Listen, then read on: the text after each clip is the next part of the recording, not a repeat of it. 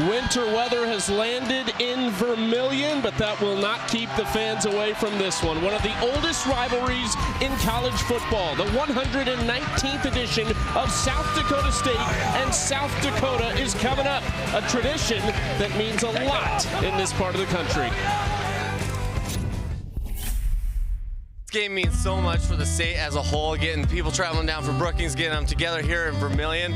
I mean, this is an absolute blast, getting friends, family, and rivals together all in the same place. It means so much. Fans will have a blast. This is just a light snow. We get a lot more than this, so they're going to have a blast. And the good news is we play indoors, so that's what's a lot of fun. Kind of seeing where it was when I was in school to where it is now, it's so exciting because it's grown into such a big deal. And I have a lot of friends from both sides of the street, and it's just been a great experience just to have the rivalry going strong for all these decades, and then to actually be able to play in the dome where it's always 70 and sunny on a day like today. Even I'm from Nebraska, and even from up here we wanted to come up and kind of be a part of it. So the last few years it's been cool to see it.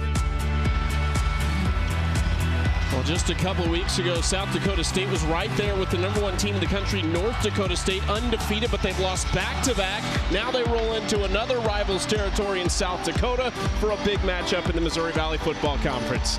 Alongside the former Notre Dame star Darius Walker, I'm Chucky Kemp. The magnitude of this game cannot be understated. It's rivalry, it's bragging rights in the state, but there are FCS playoff implications on the line for both teams. Yeah, really are. Now, I'm not from South Dakota, but it's clear to me that there are lines in the sand. When you go to the coffee shop, there are red shirts or blue shirts. There's no gray in between, and you mentioned the playoff implications. That's what makes this exciting, is you've got a rivalry with postseason implications in play. Should make for an exciting contest here today. South Dakota State trying to snap a 2-game losing streak. They will send a redshirt freshman quarterback who has never started a college football game in his career onto the field. The expectation, Darius, is that we will see their third-string quarterback, Jack Henry, to start this game. Now, we saw him last week in their game against Indiana State in the fourth quarter when Luke Marble got hurt. But this is quite a time to put a redshirt freshman in the hot seat at the starting position. So if Henry does get the start, they're really leaning on a young guy. Now, how you help your young football player, your young quarterback, is to have a good running game. And Julius Lockridge has been fantastic this season. Now, he's a bigger guy at 6 foot, 215 pounds. He's a bit of a bruiser, so he wants to break tackles. He can make you miss, but he's definitely a guy who's going to wear defenses down. What they need is more explosive plays out of him, that 10 to 12 yards, but he's exciting. And on the other side for the Coyotes, Phillips, he has been the guy for them. Now, what I love about him is his vision, but also his ability to be able to cut. He's a guy who can see a backside cut and actually plant his foot in the ground and get there. He's dynamic. LJ is a incredible runner and explosive runner. They're going to need him to perform well in this contest here today, but make no mistake, he's one of the best in the Valley. Yeah, Phillips thought he would be in a split backfield this year with Charles Pierre Jr., but he was lost to a knee injury in week 2. These are the numbers for Lockridge's career, almost 4,000 yards coming over from Fordham after 3 seasons there. Phillips having an excellent season as the lead back. Very few in the country touch the football more than he does. South Dakota and South Dakota State both led by first-year head coaches. That's Travis Johansson, who took over for Bob Nielsen, who elevated this program in the Division I era. Spent the last 3 as the associate head coach and the last 6 as the defensive coordinator. Now, this is an interesting situation for Travis because he's really been groomed for this. He has spent the past few years learning from Nielsen in order to take over. So it's quite a luxury to be an assistant coach who's groomed for the head coaching position. It's rare. It doesn't happen a whole lot across college football. Trying to put his own mark on this program, but was closely studying Bob Nielsen the last handful of years. He's got a veteran quarterback, Aiden Bauman, slinging it for him. One of the best to ever do it here at South Dakota, continuing to climb the career and season record books. It's the 119th all-time meeting. Wouldn't be a rivalry without a little controversy. One side has one more game tallied. South Dakota records a game back in 1901 that they won. It was a game that may or may not have been played in that season, but adds to the lore of this long-standing rivalry that dates all the way back to 1889. The Dakota Dome is full for today's matchup.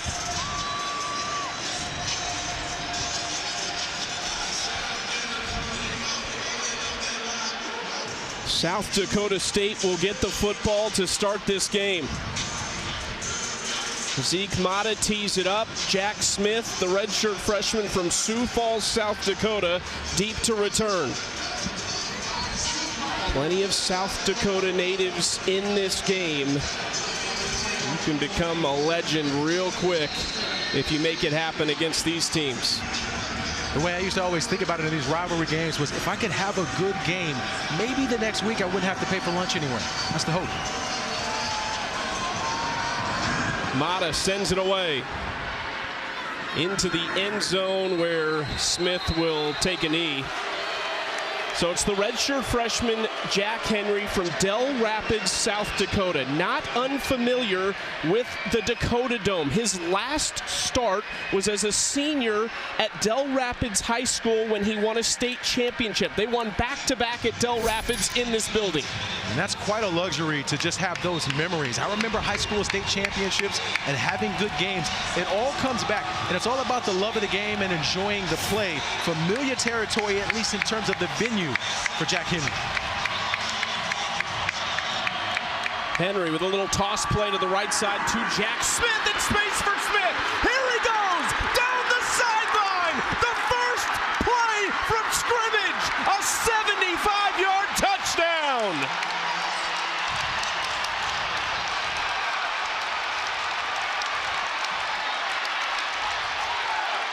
Wow, Chucky, we talked about helping out a young quarterback. Watch Coleman Coots here, number 82. He's going to be on the edge.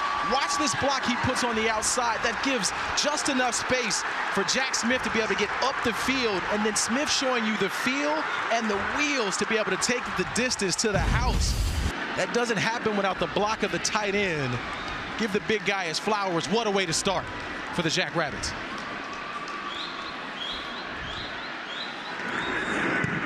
The extra point is up and good, 7-0. Jack Smith, a wide receiver. Darius getting it done in the backfield. And it's such a wiggle because we talked about Lockridge and his ability. I think because he was not in the football game, the Coyotes just assumed that there was no way they're pitching the football to the wide receiver in the backfield. So a nice wrinkle for the Jackrabbits to change up the play calling just with personnel in the football game.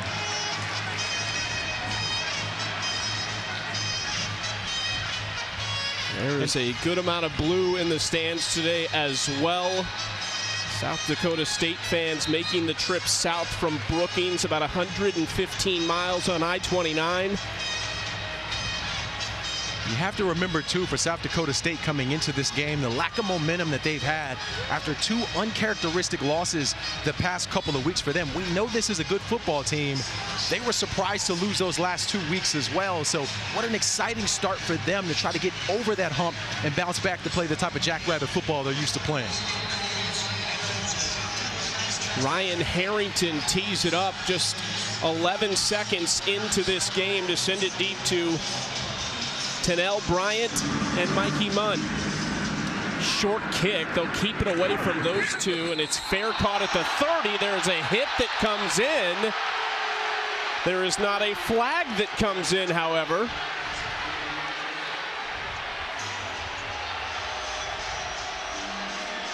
Not sure why there wasn't a flag here.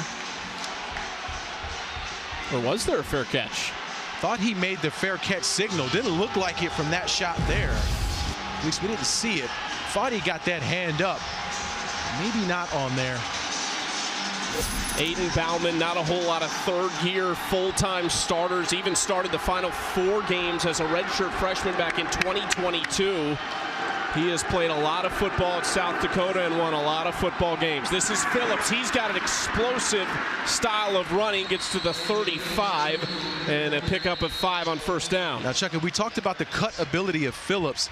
The ability to be able to put that foot in the ground and get up the field so fast. He's had a terrific season so far, over 1,200 yards. You see the FCS ranked there, one of the best in all of the Valley. But that's what they're going to have to do offensively, is run well on first and second down to keep themselves on schedule as far as the offense goes. 2nd and 5 at the 35-yard line. Zach White, one of the tight ends, in motion. The lefty Bauman throwing over the middle, completed for a first down. And Kobe Bretz spins around Jack Martins on that reception.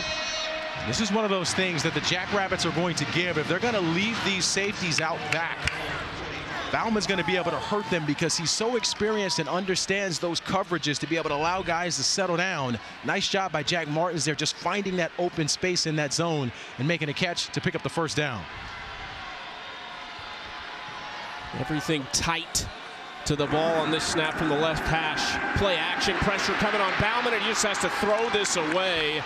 Great pressure from Nick Wells, the redshirt freshman from Sioux City, Iowa, just down the road. Now they blitzed the backers on this one. Cullen McShane to number 5. Watch Phillips pick up the blitz. He did a good job of standing his nose up in there, but not enough to stop the jerseys from getting to the quarterback. I like the call from South Dakota State there. Put pressure on Bowman, rush the throws.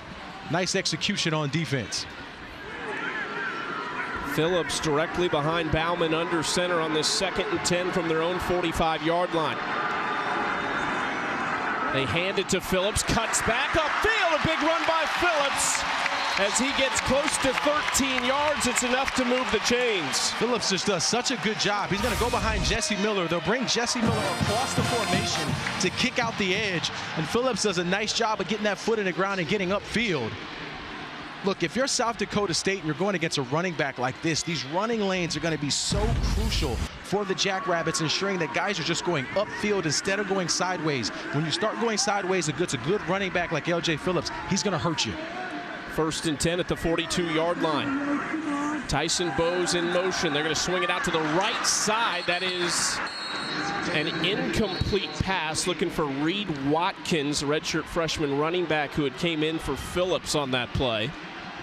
I like the call there, too, because they had Tyson Bowsey, number 6, blocking on the outside from the wide receiver position.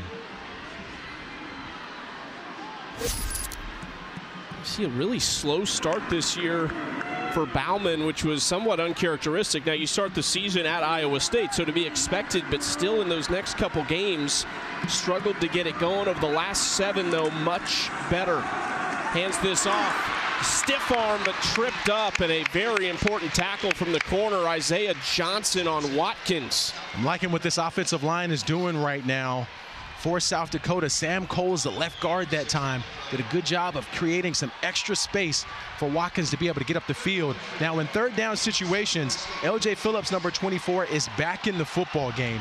You have to think if you're the Jackrabbits, they're going to try to figure out a way to hand this football off to 24. So if I'm the Jackrabbits on defense, make sure that you're in those running lanes to try to stop them for a 4th down.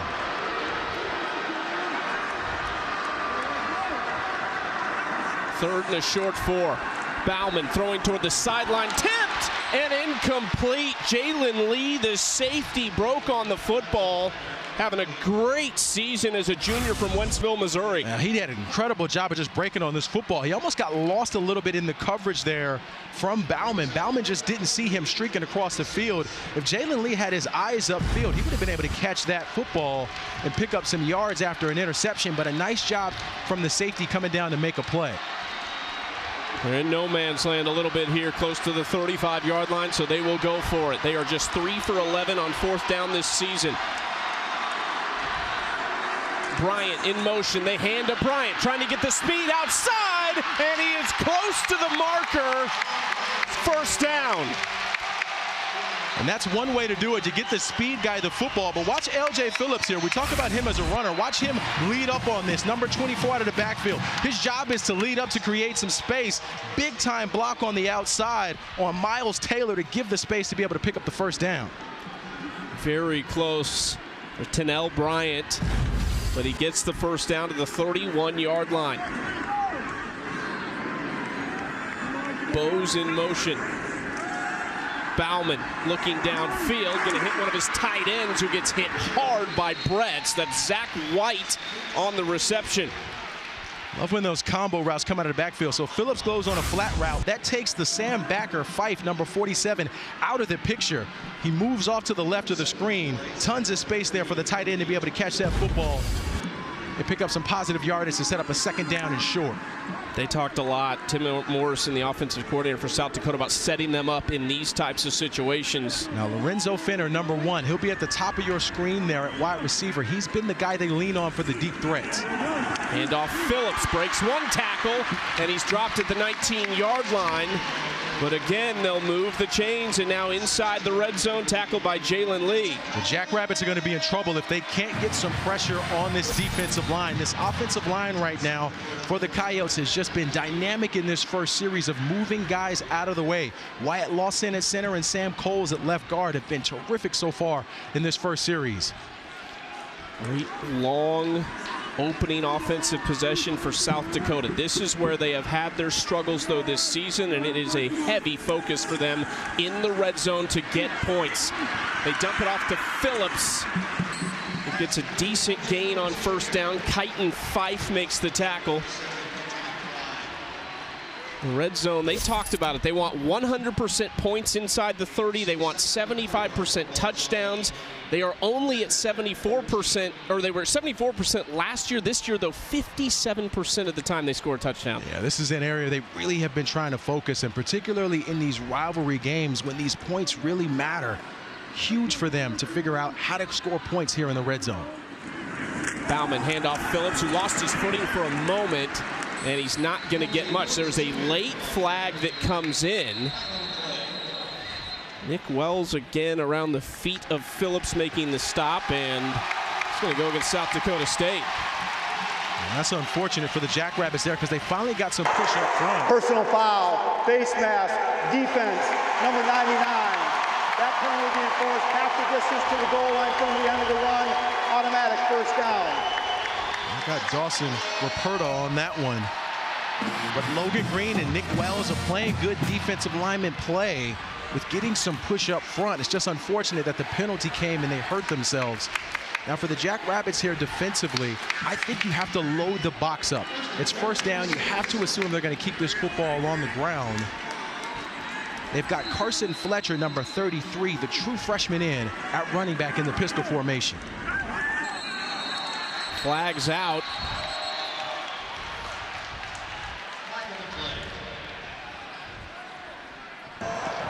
False start, offense, number 75. 5-yard penalty, remains first down.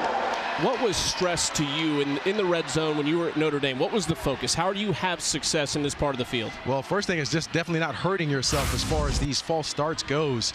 You'll see Jacob Arope there on the end, moving a little bit early, so you can't hurt yourself. But it's really just about creating positive plays, getting 2 or 3 yards each time. You don't have to score a touchdown immediately.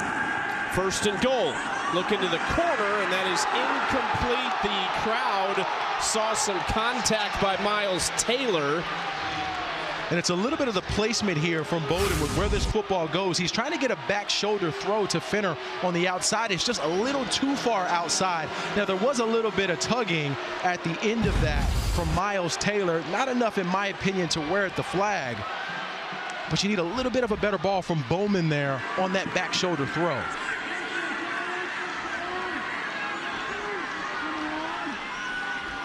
Second and goal at the 11. The freshman tripped up at the 10-yard line. Fletcher, one of his first touches today. It's going to be a tough third and goal here from an inch shy of the 10. We talked about their struggles in the red zone. We saw a deep pass play shot, and then they hand the football off to the freshman. We're talking about keeping things rolling and staying ahead of schedule. Usually in these critical moments, one of the ways that the Coyotes can help themselves is by giving the football to their stars. L.J. Phillips included. He's back in the game. Third and goal from the 10. Handoff to Phillips, to the 5. Phillips is in! L.J. Phillips on third and goal. Big-time blocking up front. Chucky, you got to watch Jacob Arope here, 75. He'll be to the right of the screen. Look at this push. He's pushing his guy 4 or 5 yards down the field.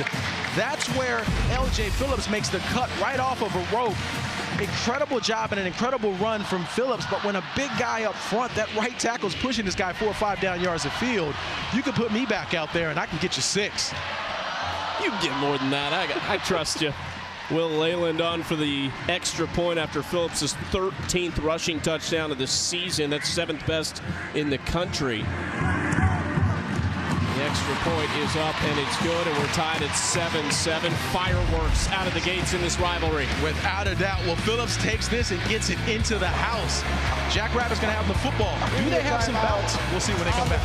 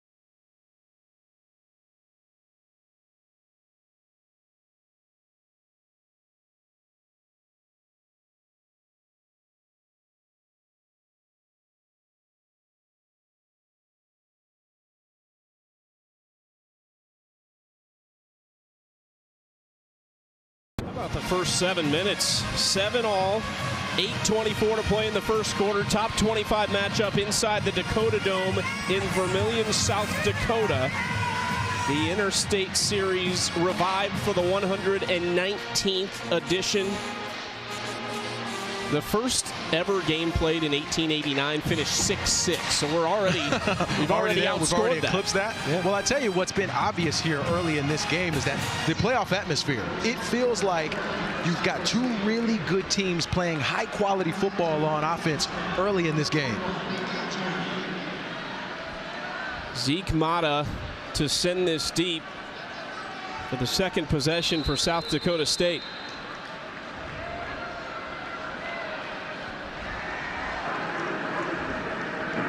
Jack Smith already with 1 touchdown in this game. Would love to add to it on special teams. Again into the end zone, fair caught. Well, different routes to the end zone with those first 2 possessions. There's been some exciting football early on here, but this was the first play on offense for the Jackrabbits. The pitch to Jack Smith, he takes it 75 yards untouched all the way to the house. They got exciting, and then the Coyotes came back. Methodical drives down the field led by L.J. Phillips, capped it off with a bunch of big runs, including that touchdown.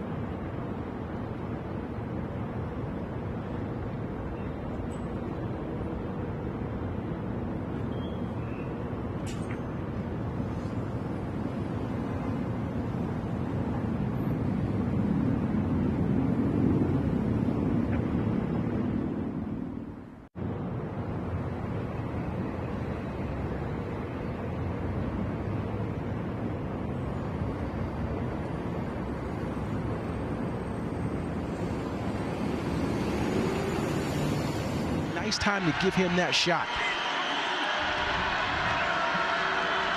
2nd and 6. Lothridge to Henry's right. Going to throw it out wide quickly to Garcia Castaneda. Incomplete pass. And again, it's a 3rd down for the redshirt freshman to handle. Nice job defensively there from the Coyotes, making sure they kept everything in front of them. Now, in this 3rd down situation, if I'm the Yotes, I'm bringing pressure. I think they should go an all-out blitz here to try to rush this decision-making for a young quarterback who really hasn't been put in this situation all season. South Dakota's defensive coordinator Billy Kirk in his first season had his group force 3 turnovers a week ago, 1 fumble that they took 80 yards for a touchdown, 2 interceptions. 3rd and 6. Lothridge on the carry. There's a lot of bodies in the middle. He is not going to get even close to that to set up 4th down. And that's quite a conservative call from the Jackrabbits on offense. I think it's clear at this point in terms of the throwing ability of Jack Henry. They're just not overly comfortable with putting their quarterback in situations to deliver passes down the field. But sometimes when you get a young guy in there, you just got to give him a chance to make a play. Maybe a little too conservative on the play calling there for the Jackrabbits. Eli Stater from right between the hashes, a 40-yard attempt. 9 of 15 on the season. His longest is 46. Snap and hold are clean. Kick has plenty of leg, and it is good to give them a 10-7 lead on the road. Trying to respond after back.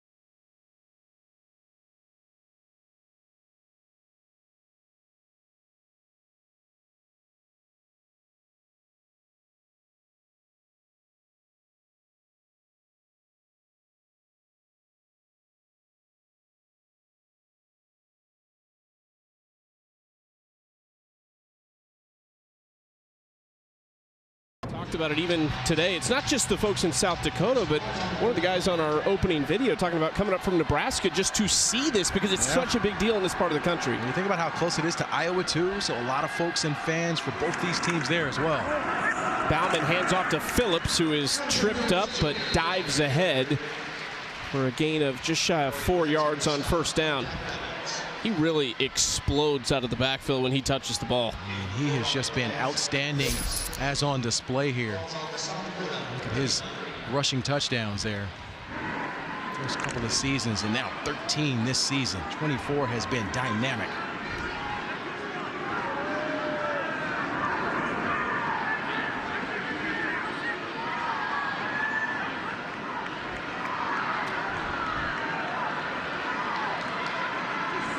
Second and 6, Bauman, play action fake.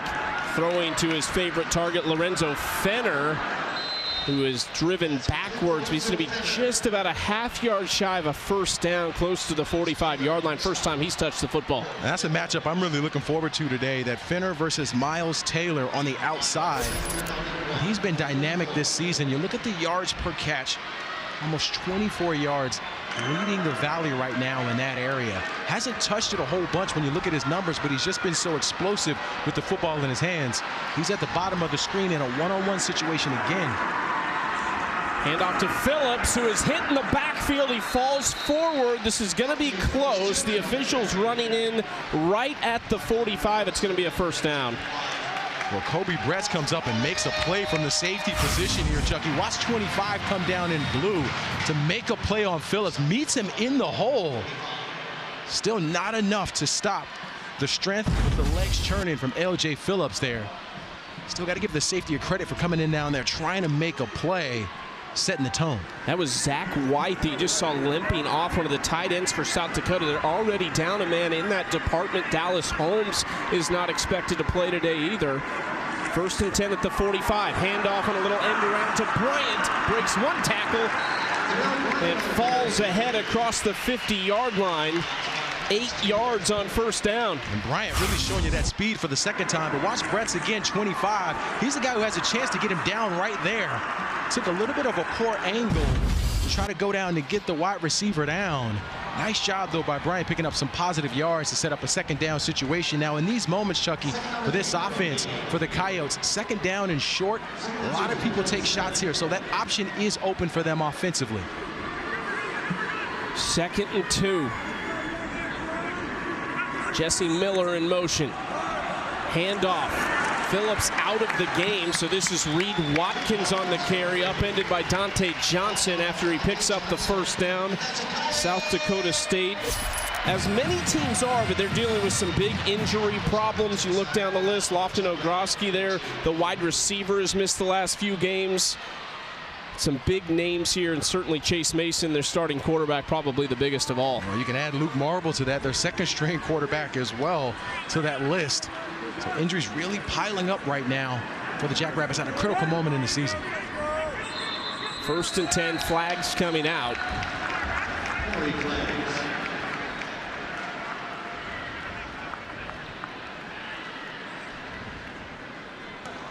False start, offense, number 68, 5-yard penalty, remains first down. And Sam Coles, the left guard there. Dan Jackson told us this week, said in his press conference about moving forward. He said part of that is telling people the truth, the staff, the players, and then finding solutions within those truths. He also said the truth is 7-0 wasn't an accident.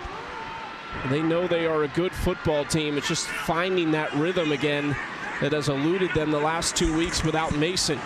Handoff to Phillips, just bouncing around and finding space as he's across the 40-yard line to set up second and medium. I mean, his vision, again, just on display here. He's going to get behind Jesse Miller. Watch 83. 83 is going to block on the edge here, but the cut and the ability to set that block up to pick up a couple of extra yards. So impressed right now with L.J. Phillips and what he's doing with the football in his hands. Credit to this offensive line, but the vision has just been outstanding for the young running back. These rush yards per game for South Dakota, top 30 in the country. It's what they want to do. And they're going up against a great run defense, as illustrated right here. Joe Ullman, one of their top tacklers in his 4th season, makes the stop. It sounds like that might be the recipe for success for the Jackrabbits defensively. Benson, the Mike backer there. Joe Ullman, excellent job making plays. They're off and running. We got a 10-7 football game at the end of 1.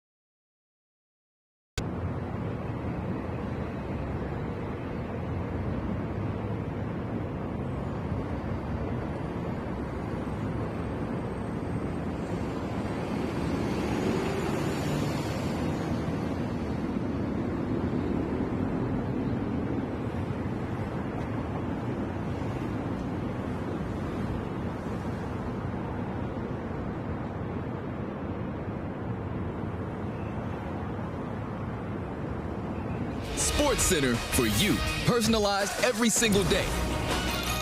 Now available on the ESPN app. Powered by your favorites. An exciting start in this rivalry matchup between South Dakota and South Dakota State. Jackrabbits lead by 3 at the end of 1. 3rd down coming up. What are you looking for here, Darius? Well, they've got Lorenzo Finner. He'll be at the top of the screen, number 1. They might have one-on-one coverage there on the outside. I like him in a one-on-one matchup. They've taken one shot at him this game as a fade route in the end zone that was off the mark from Bauman. 3rd and 8 to start the second frame. Bauman looking downfield. Pressure coming! Hit and dropped on the logo! Logan Green and company there to bring him down. This defensive line is outstanding in the middle with Claiborne and Logan Green. Watch 51 here. He's just going to push off, uses those hands. Incredible job of getting off of an offensive lineman, using those hands to push him back and to make a big play. Perfect timing for South Dakota State defensively to win up front, to show the physicality for the rest of this football game. Love the stop from the Jackrabbits. Miles Taylor deep to return for South Dakota State. Tyler Ebel sends this away. And it is a good punt down to the 9-yard line. One of the focuses for South Dakota State, they said their first goal offensively always is to get to the minus 45-yard line. They fell just beyond that, but playing field position here, pinning South Dakota State inside their own 10-yard line. What have you seen from the redshirt freshman Jack Henry so far? Well, he hasn't been asked to do a whole lot, so he's 1 for 2 right now. That means he's only tried to throw the football twice. To me, that's the area for the Jackrabbits offensively that they're going to have to focus some time. I understand he's a young quarterback. I understand this is his first start. I understand it's a big game, but you got him out there at the position. Give him a chance to throw the football down the field. James Basinger is the back. Long toss play out to the left side. He's hit hard and driven backwards. He kind of fights his way forward somehow to get a decent gain on first down. Matt Walsh made great contact originally. And so did Mikey Munn. Nice job on the back end as well to come up and make a play. But 13, Matt Walsh comes in. Nice job of laying that shoulder there. But an excellent job from Basinger, just continuing to churn those legs to pick up some positive yardage there.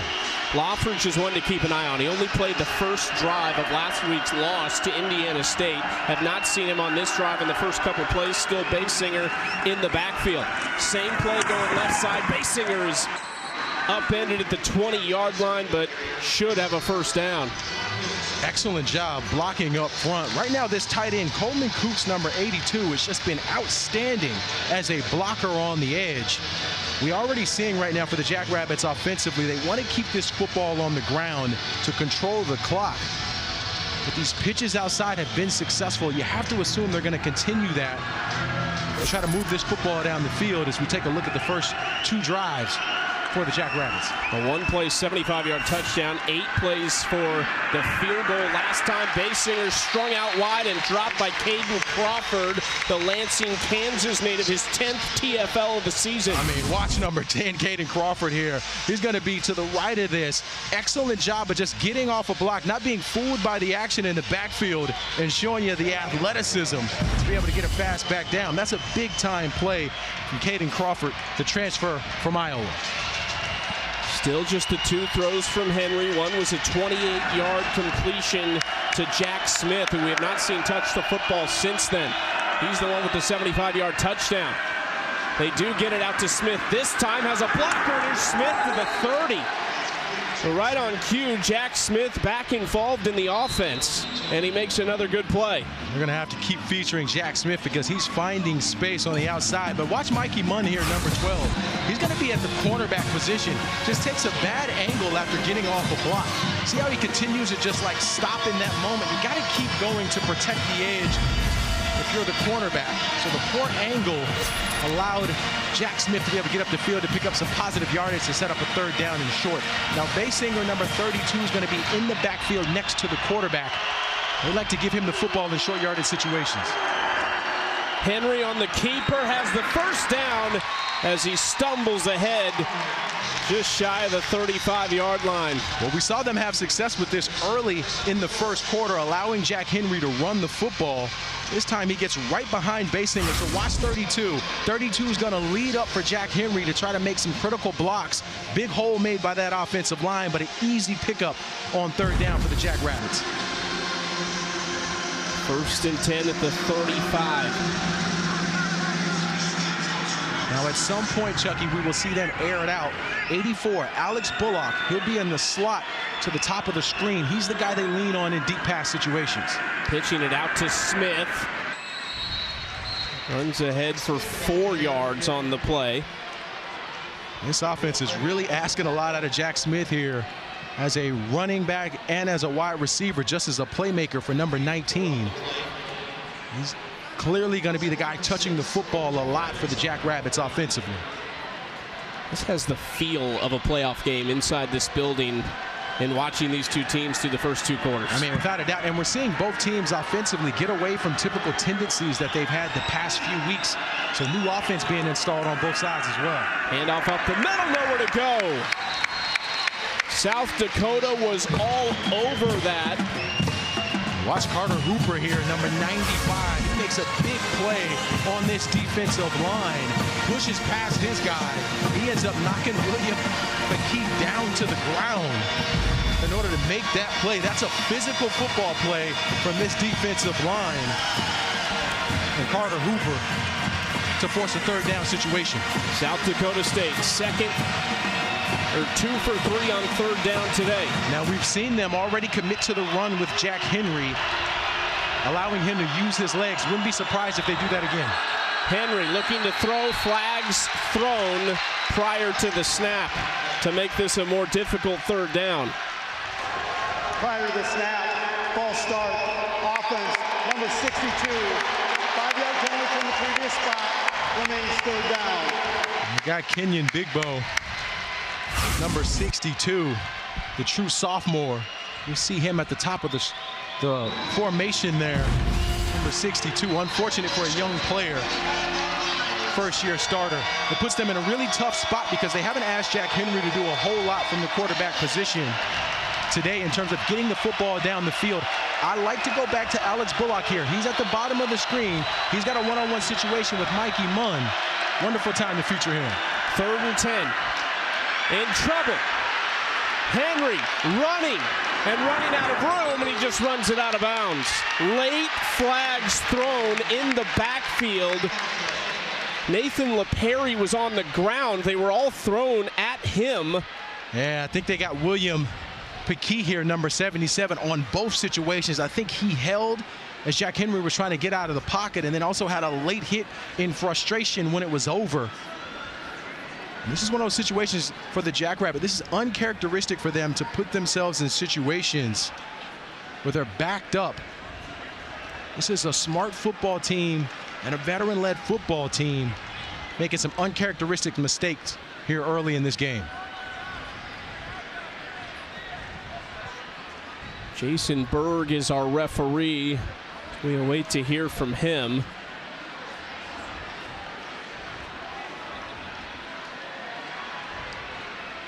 And we've already talked about this being this interstate rivalry, and there's a lot of animosity between both teams. Sometimes that emotion can get the best of you.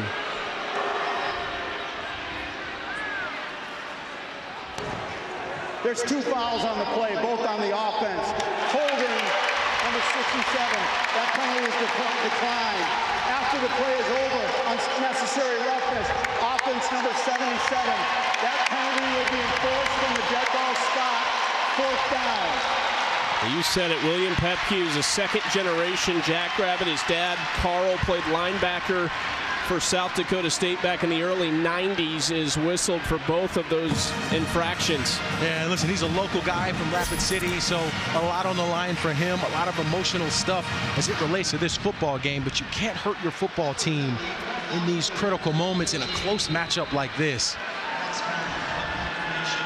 South Dakota blocked a punt a week ago that went out of the back of the end zone for a safety. This one is boomed away. Inside the 30 is where this is fielded by Martins, and he gets back to the 32. Fantastic punt from Max Pelham to back up South Dakota. They'll get the football down 3 next.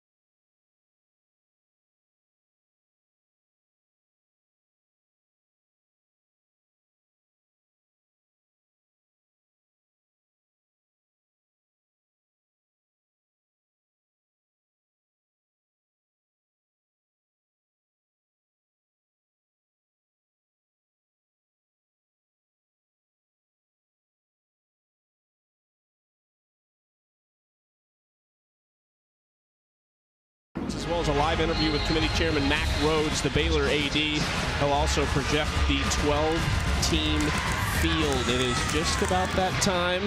We were talking about this one, not just the rivalry, but playoff implications for both of these teams. Seeding on the line for South Dakota State. For South Dakota, they're trying to make themselves known as a playoff team after a tough start to the season.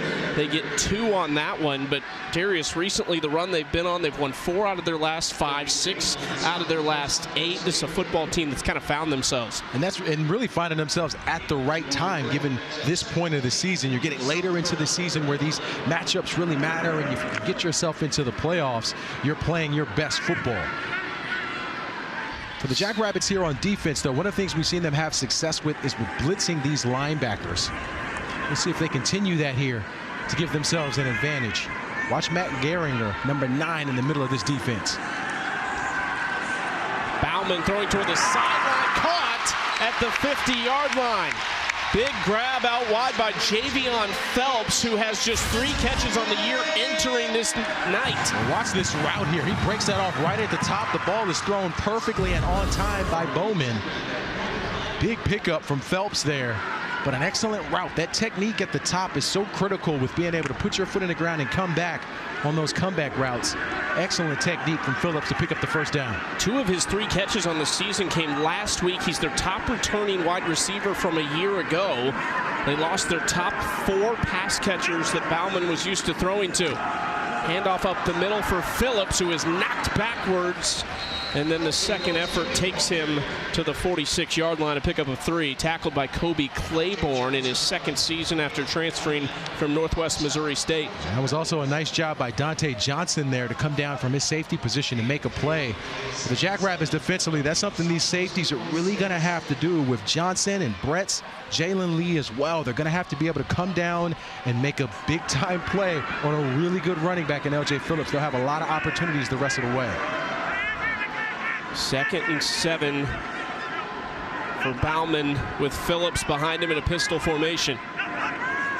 Pressure shown, pressure comes. Phillips running, and Phillips with space. Cuts it back, and he's tackled finally at the 25-yard line by Taylor. The biggest run of the day for L.J. Phillips. Well, the South Dakota State decides to blitz. Watch Noah St. Joust, 16. He's going to come all the way down to the outside, and since he blitzed from the middle position, it left a gaping hole for Phillips to be able to get up inside and pick up some positive yardage. You have to live by it, die by it for the Jackrabbits defensively. They've been having some success blitzing the secondary. That time they blitzed themselves out of position. Big time pickup for the Coyotes. 12 carries, 72 yards, and the touchdown for Phillips. Here's his 13th of the day. 2nd most carries in the country entering this weekend. He gets close to 5 on first down. Tackled by Cullen McShane.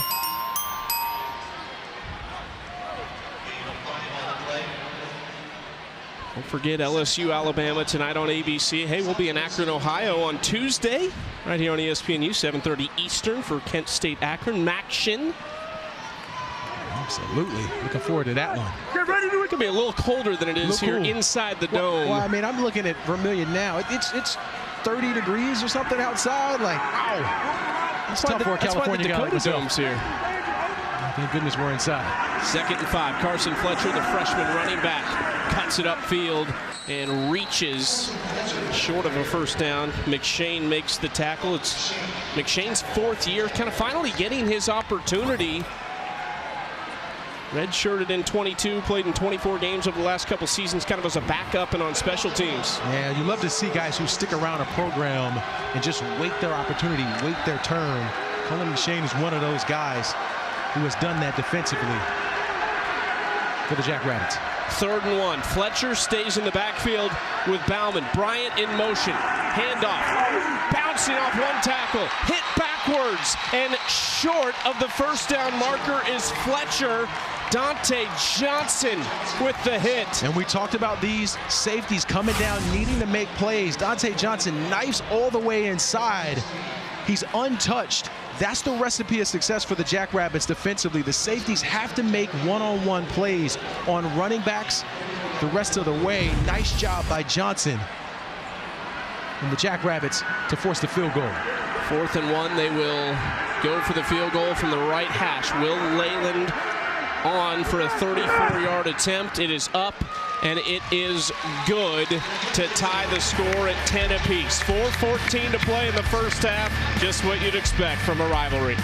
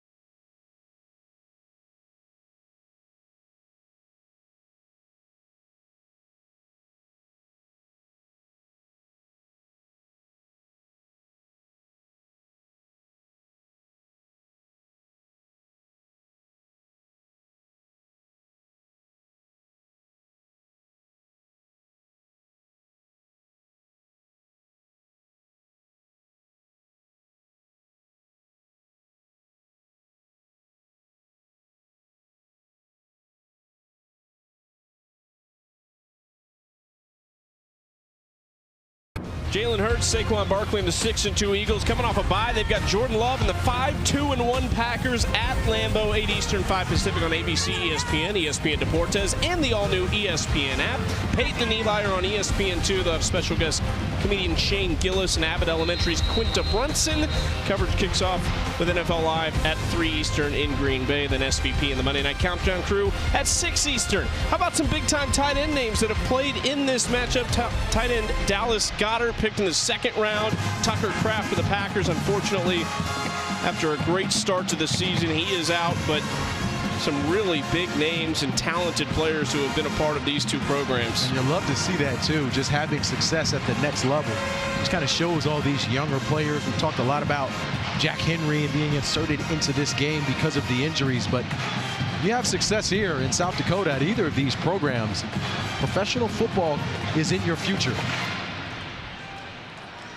I've seen that too from, in some ways, that fans probably don't want it, but you look at South Dakota State, where their top 8 tacklers, among others, on their defense are gone. A number of those went to Washington State with Jimmy Rogers. On the other side, South Dakota, they've got 9 new starters on defense. They had an All-American linebacker go to Syracuse. The Defensive Player of the Year, Mikeese Grace, is now playing fantastic at Kentucky. With 4:14 left in the first half, we'll take a break. South Dakota State with the football, trying to get back in front.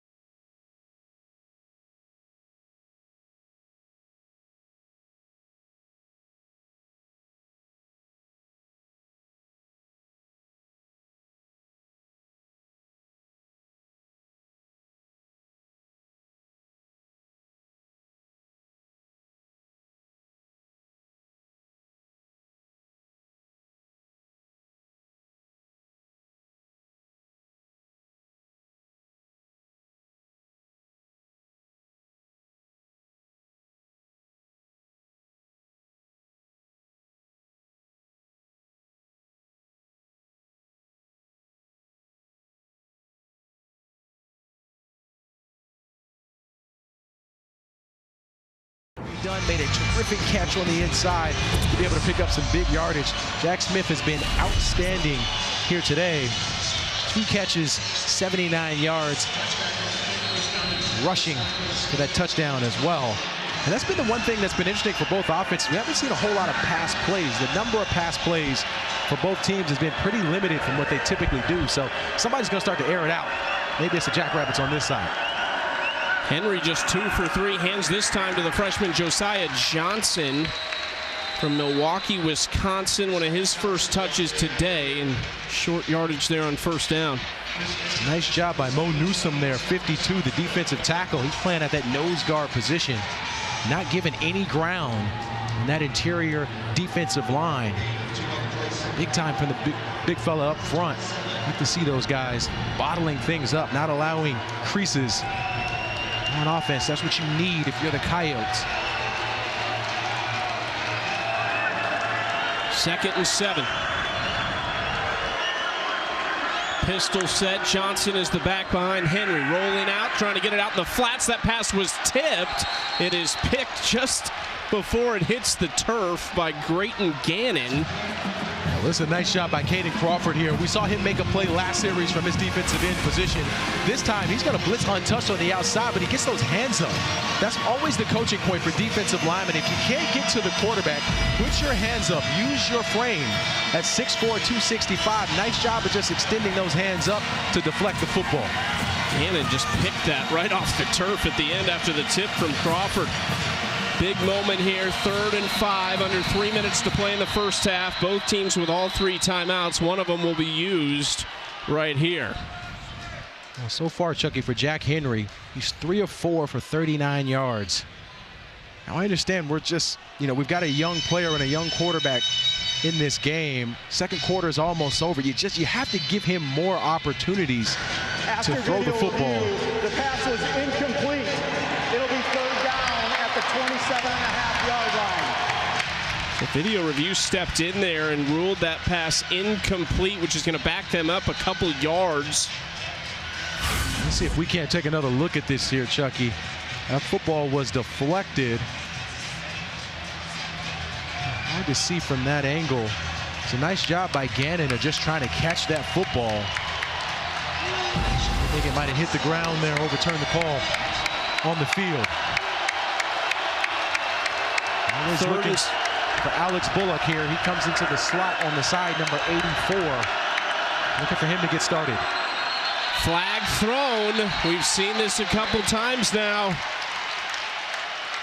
Gonna make it a tougher 3rd down for South Dakota State. False start. Offense. Number 62. 5-yard penalty. Remains 3rd down. You got Kenyon Bigbo on that one. But really, this crowd is really starting to get into it, especially these Coyote fans. They were really loud there on that 3rd down. I think that influenced the ability for the Jackrabbits to hear the call from Jack Henry there. They hurt themselves here again to force a situation for a young quarterback they don't want to be in. Trip set, 3rd and 12.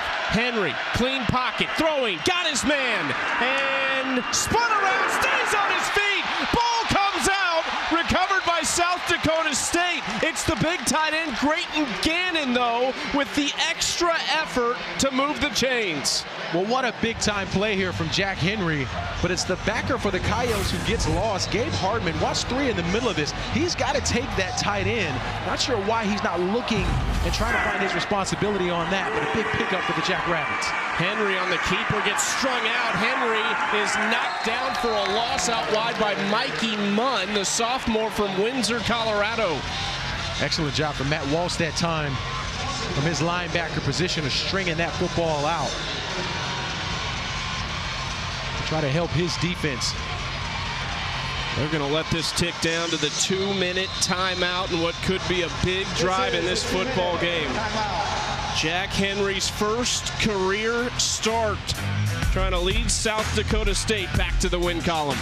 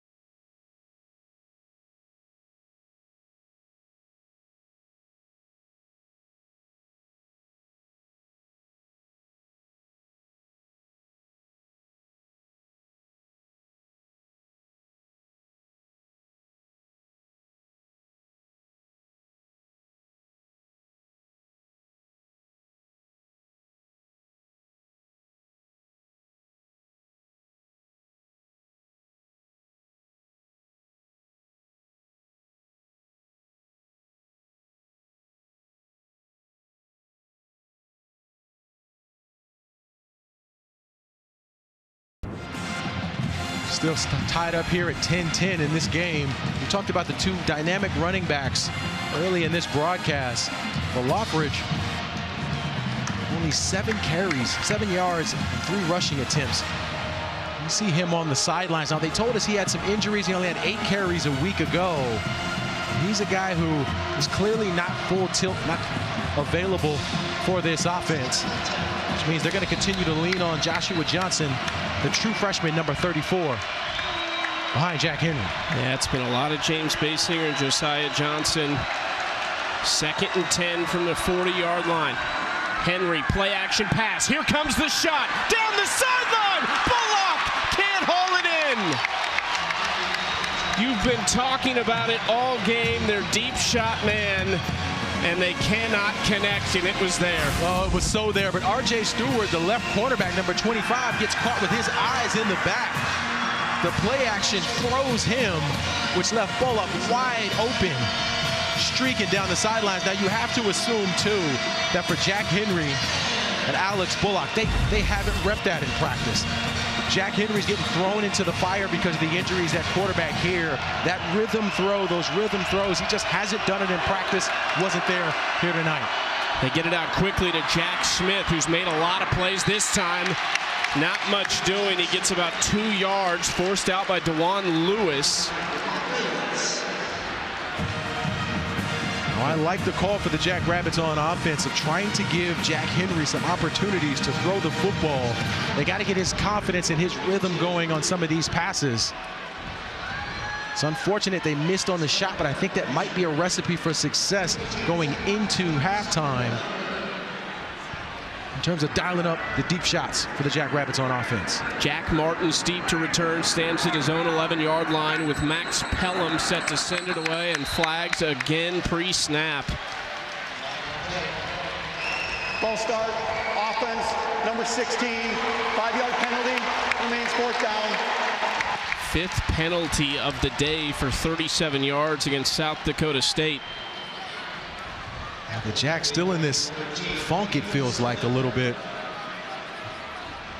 He's not being in position and being focused on the task at hand. Can't do that in these rivalry games. And without their starting quarterback, Chase Mason, 3 straight weeks, and most of the week before that, it's a booming punt by Pelham, and it bounces into the end zone.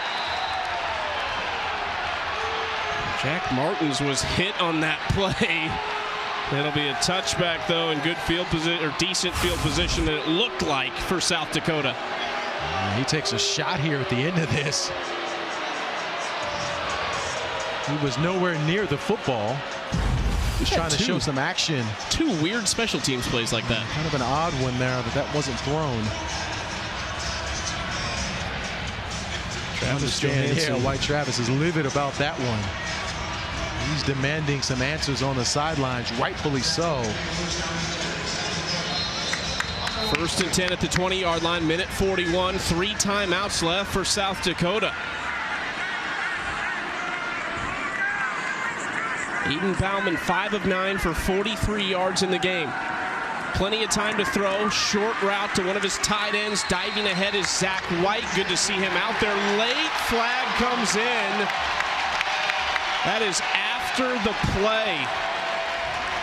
This could be the 2nd unsportsmanlike penalty we've seen in this game so far. And we mentioned it, there's a lot of emotion for both sides in this game because of the close proximity of these teams. But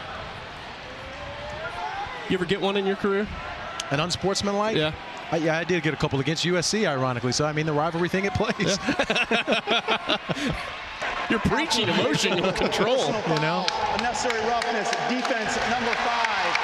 15-yard penalty added to the end of the run, 1st down. I got the backer, Colin McShane, here. He's been dynamic all day. You see him towards the end of this play just jumping on top there. Now defensively for the Jacks, they decided to drop everyone in coverage there. That has not been the recipe of success for them defensively most of the way. They've had better success on the pressure side. Bauman taking a shot. Fenner diving! Oh my goodness! Lorenzo Fenner with an acrobatic catch down the sideline. Chucky. This is unreal concentration from one of the best players on the field. Isaiah Johnson is in position on the outside here, number 0. He's in position. He is in Finner's face, but an incredible acrobatic dive to show you the athleticism from Lorenzo Finner. That's how you have more average yards per catch than anyone in the conference, by connecting on those deep ones. And that is going up. Bauman, pressure, going end zone for Finner. It is caught and touchdown! Back to back, Lorenzo Finner. What you have here, Chucky, is an experienced quarterback delivering the ball in the perfect spot. Finner's going to be to the right of this, but look at this back shoulder throw. It's only where the wide receiver can catch it. It's actually decent position from Miles Taylor as the corner in his coverage there, but the ball was so perfectly thrown, only Lorenzo Finner could get to it. We talked about the timing on the other side for the Jacks and it not being there when you have a backup quarterback in. That's a starting quarterback with a starting wide receiver in rhythm. Finner had 1 catch for 5 yards in the first 28 minutes of the half. He just caught 2 for 56 and a touchdown on back-to-back plays. And I think the truth is here for them offensively, those opportunities have been there. They just haven't called them. Now, credit L.J. Phillips and what he's been doing on the ground with this offensive line for the Coyotes offensively, but these one-on-one matchups are there for Finner on the outside. They're just now taking the opportunity to take advantage of those. That could be a recipe of success for the Coyotes moving forward. Now, if I'm the defense for South Dakota State, you're already trying to tweak this to ensure that you get 2 bodies on Finner. So would not be surprised coming out after half if you see the Jacks change defensively what they're doing to slow Finner down. Because it's clear that in a one-on-one situation, he's hard to stop. You saw the emotion from the redshirt senior quarterback, Aiden Bauman. This is it for him. He's from Buffalo, Minnesota. He's been a 3-year full-time starter, started the final 4 games in 2022. He's all over the record books at South Dakota. He's won a lot of football games, and he wants to go back to the FCS playoffs for the 3rd consecutive year. The feeling is they need to win one of their last 2 to put themselves in a good spot to do that. 1:03 to play in the first half against their biggest rival. Zeke Mata sends it deep. Smith wants to return this one. Already big plays from Jack Smith. He has a decent return to the 30-yard line. Well, let's take a look at today's Good Hands plays brought to you by Allstate. Well, no one other than Lorenzo Finner here. He's been dynamic on the outside. His ability to make these acrobatic catches, we've seen him do it all season. When his numbers is called and he's in a one-on-one situation, he's winning the majority of the time. Lorenzo Finner putting on a clinic here in the 2nd quarter. He's hard to stop. They talked about the big play, said they would need to connect on big plays because this defense is just too good to put together long drives against. Henry goes out wide to Garcia Castaneda, breaks 1, and then they are going to keep him in bounds after a short gain of about 3. Now for the Jacks offensively, they cannot be conservative here. I understand the situation at quarterback is really dire for them with a young guy in there, but they've got to be able to air this football out to match it. There's only 30 seconds left. Throw the football down the field. Henry toward the sideline, hits that one close to out of bounds. They will stop the clock. Caught by Bullock over there, who almost had the long touchdown catch on the last drive. We talked about Lorenzo Finner for the Coyotes winning those one-on-one battles. Alex Bullock is the guy for the Jacks who wins those one-on-one matchups on the outside. He has really emerged as the deep threat for them. They like to put him in the slot position too. And the Jacks are going to take a timeout. I think it makes a ton of sense here to make sure that you have the right call in place.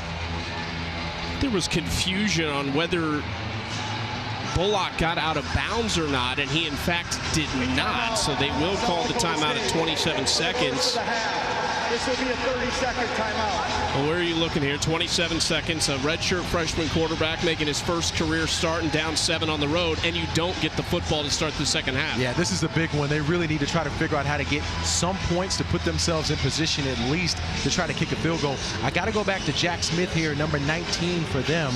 Jack Smith has been great with the football in his hands. He's got 79 yards rushing, 39 yards as a receiver. I think they feature number 19. Figure out a way to get him the football.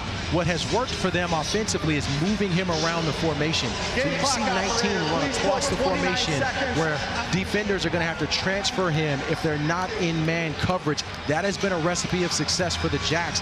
I suspect we might see 19 moving around the formation to try to cause some confusion on the defense. 79 on the ground thanks to that 75-yard touchdown and 39 receiving yards. 1st and 10 at their own 43. 29 seconds remaining. Throwing into traffic. It is caught. A big hit right at the first down marker. Ashton Payne on the stop. Gannon on the catch. It's a nice job by Payne of coming off his responsibility there to try to get him down. Whistles come in. Remember, the clock stops while they reset the football in the final 2 minutes of each half. Timeout, South Dakota.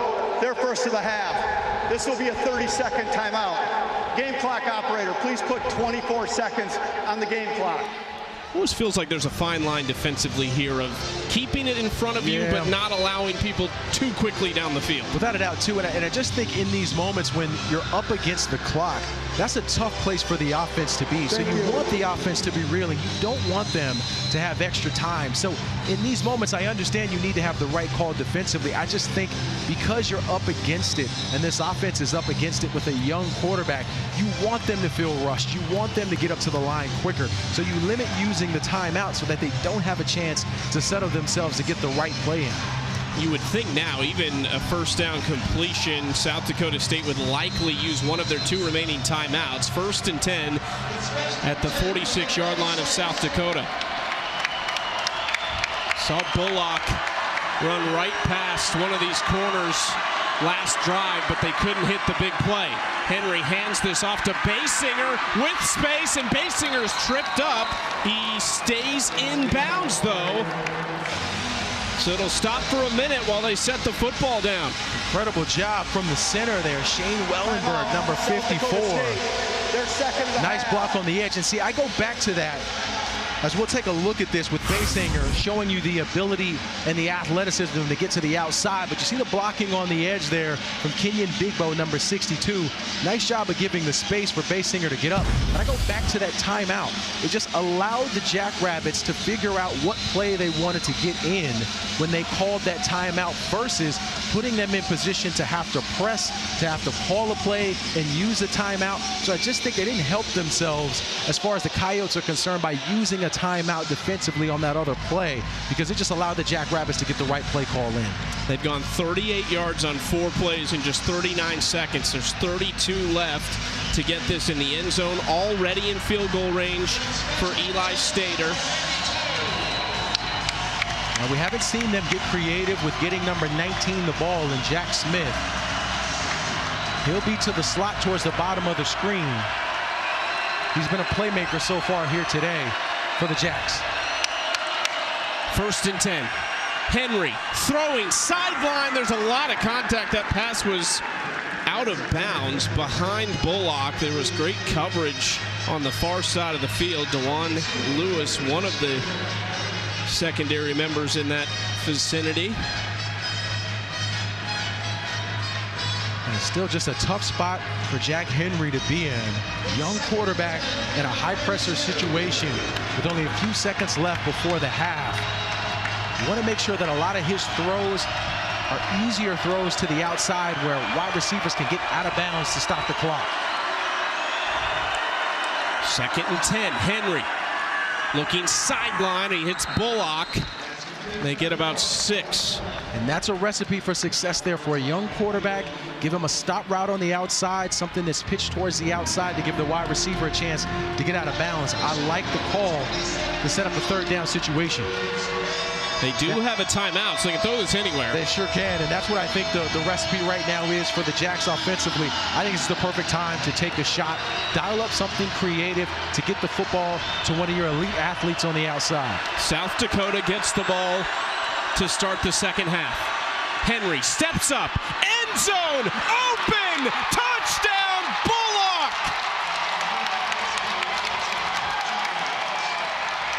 This time Henry doesn't miss it. And just a perfect throw from Henry. But DeJuan Lewis and Nate Ewell, they get confused in the coverage. You see number 2 bail to the right. He's out of position there. His responsibility in the 2 deep is just to get back. He's holding his hands up there. He's the guy who has a miscue on the outside, needing to back himself up in 2 deep coverage, unable to do so, but a perfect throw from Jack Henry. And a clinical drive from the redshirt freshman. 7 plays, 70 yards in just 52 seconds. They leave just 5 seconds on the clock in this first half. Now, if you're Dan Jackson in this offense, one of the things they've been waiting on is to just try to figure out what kind of player Jack Henry's going to be. We're all watching this unfold together. It's his first start, hasn't played much, redshirted a year ago, so he's a new guy entering this. We're watching him develop into QB1 in this moment. I think you have to be encouraged if you're Dan Jackson that you can call some of these deep plays. We saw him miss on the deep throw to Bullock early in the first quarter. This time connects with a perfect pass. Give your young quarterback an opportunity to air it out. That was Chase Mason, their starter, who just came up to him on the sideline to congratulate him too.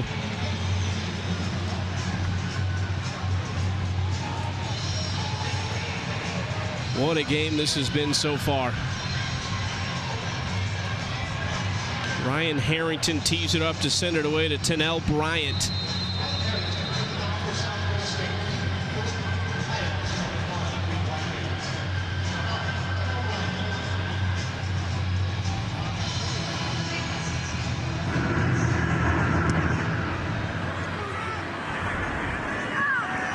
Squib kick fielded by Carson Fletcher, who gets to the 30, and there is 1 second left in the first half. We've talked about how emotional this game has been. You see them over here having a little conversation. And they're probably not talking about what they're going to order for dinner later on. But 2 plays later, Lewis is out of position here. And this touchdown pass to Bullock, and you see he's running back to have a conversation with him as well. A sneaky conversation, just sneaky. At that. Just, you know, a little bit of a conversation there. Love to see it, though, all in the spirit of great play.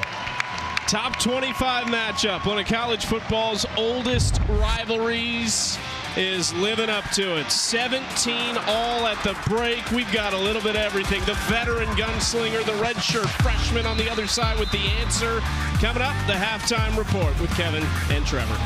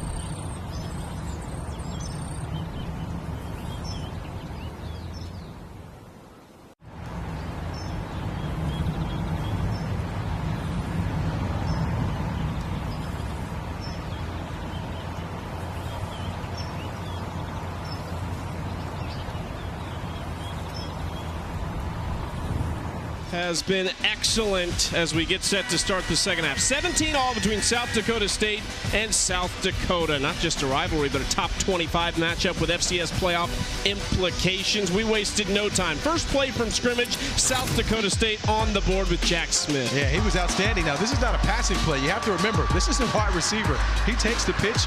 First play of offense for the Jacks. He takes it 75 yards all the way to the house. That's how you start a rivalry game for the Jacks on offense. They keep it rolling. Then it was a big-time catch from Bullock.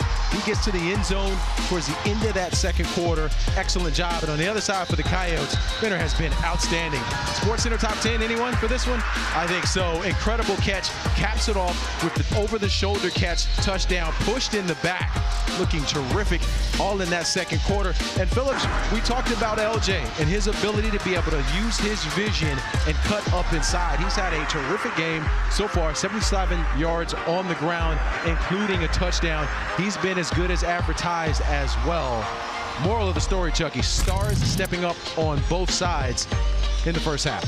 You see the numbers. Smith getting it done on the ground and through the air. Had a big 28-yard catch early in the game. Phillips paced him early. Fenner came in late with his 2 catches for 56 yards in succession, with the second one being for the touchdown. South Dakota will get the football to start the second half as this is sent away toward the end zone for a touchback. It was really all ground game on both sides to start this game, but the quarterbacks got going. Bauman's hit 7 of his last 8 for 80 yards and a touchdown, so it's hard to predict what we're going to see in the second half. Yeah, without a doubt. I think defensively for both sides, it's figuring out how to settle in and focus on the guys who made a difference on the opposite side on offense. So for the Jacks right now, slow the running game down, load the box up. You know that the Coyotes want to try to keep running the football with LJ Phillips, number 24. He's behind the quarterback now. Load the box up if you're the Jacks. Phillips 13 carries in the first half. Here's number 14 as he is tripped up for a gain of 3. Tackled by Kyton Fife, who's helping fill the hole left by Chase Van Tol, who is out yet another week. One of the linebackers for the Jackrabbits. Yeah, they really miss Van Tol for sure. Also, Reese Kirschman, the defensive end, one of their best defensive ends. He's out as well, so the injuries for the Jacks on defense have been a problem. Phillips limped off for South Dakota, but it looked like he might have just lost a shoe for a second, so hopefully he's all right. But he is out on this play. Bauman throwing over the middle, first down. Tackled from behind by Jalen Lee. That was Jack Martins on the catch. Nice job by Martins here, but watch Joe Ullman, number 11, at Mike Backer. He's just going to run out of the vicinity of this area. It's a good job by Martins of just settling down in the spot that Ullman left. And that's one of the things that Jacks have struggled with in coverage, is dropping these linebackers back. Bowman has made them pay by finding wide receivers streaking across the middle of those coverages. Pistol set, the redshirt freshman from Fort Worth, Texas, Reed Watkins, is the running back. Both sides pointing at each other when the flags came out. South Dakota State was showing blitz, to which there was a reaction, but the question is, was it enough for that to go against the Jackrabbits? False start, offense, number 68. 5-yard penalty, remains first down. Now, there was a lot of action up front for Sam Coles here, number 68. He tried to push Logan Green there, the defensive tackle. Right call? Sometimes as an offensive lineman, like you're trying to make sure that you capitalize on the movement, but there really wasn't much encroachment there. And so I think that probably was the issue for Sam Coles there. And just trying to make sure that you make a play when a guy moves, but if he doesn't come across the line, the defense can move. I think it's the right call. 1st and 15, handoff to Watkins. Oh, man. Fife again. Well, we talked about him needing to step up the field, chase Voltol's shoes. Watch 47 come pushing his wide receiver into the running back. Excellent individual effort there. Kate Fife. It's a big-time play to set up a second down and long situation. Now, we talked about Lorenzo Fenner and what he means. He'll be at the bottom of the screen here. Second down, a long situation. Not a bad time to feature number 1 if you're the Coyotes.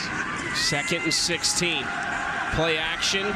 Bauman looking this direction. A lot of contact, and a flag comes out. I don't think Fenner necessarily had much of a chance to make a play on that ball even, but there was contact. We've already seen the change here, too, for South Dakota State on defense. They had the safety and Miles Taylor, number 2, trying to bracket Fenner. They were expecting a passing play. Defense, number 29, 15-yard penalty, automatic first down. You'll watch Miles Taylor here at the end of this. He's the one who gets the arm. You see he's holding there. That's really on number 2. Miles Taylor there. They had 2 guys in position, though, with Taylor and St. Joust. Right call, bad execution for the Jacks on defense. 1st and 10 at the 44. L.J. Phillips is back in the backfield behind Bauman.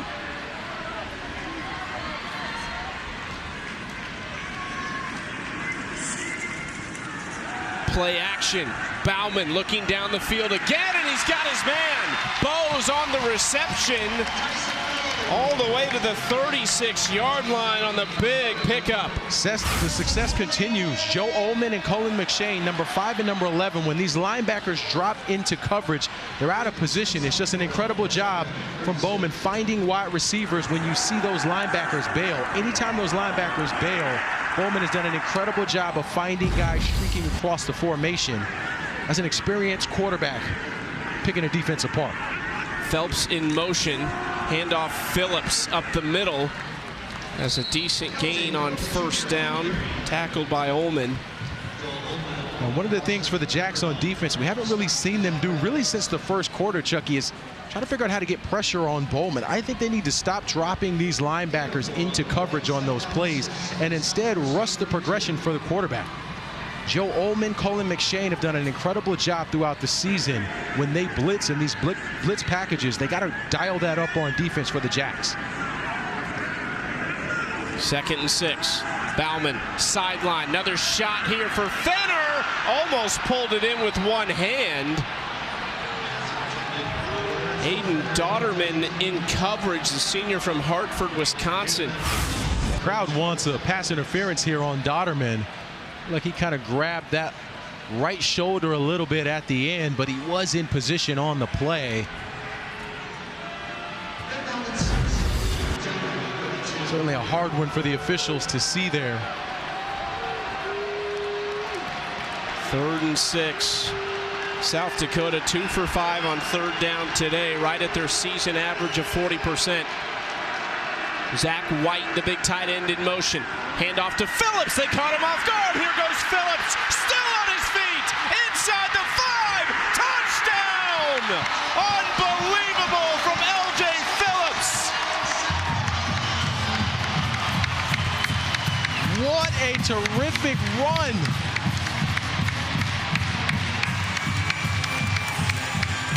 From L.J. Phillips.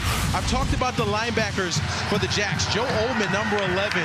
He goes to the wrong side and gets himself out of position at the Mike position. He heads to the right when he needed to hold his ground. It left a gaping hole for L.J. Phillips when he got to the 2nd level. And then it was just the individual effort to get that to the house. L.J. Phillips Jr. sat behind Travis Tice and Charles Pierre Jr. a season ago. He has watched some great running backs. He would have thought probably he would have been in tandem with Pierre this year, but an injury to Charles Pierre in week 2 thrust L.J. Phillips into one of the highest usages in the country. The Jacks are in trouble here if they can't figure out how to stop number 24. They're going to have the football when we get back. The Coyotes need to respond.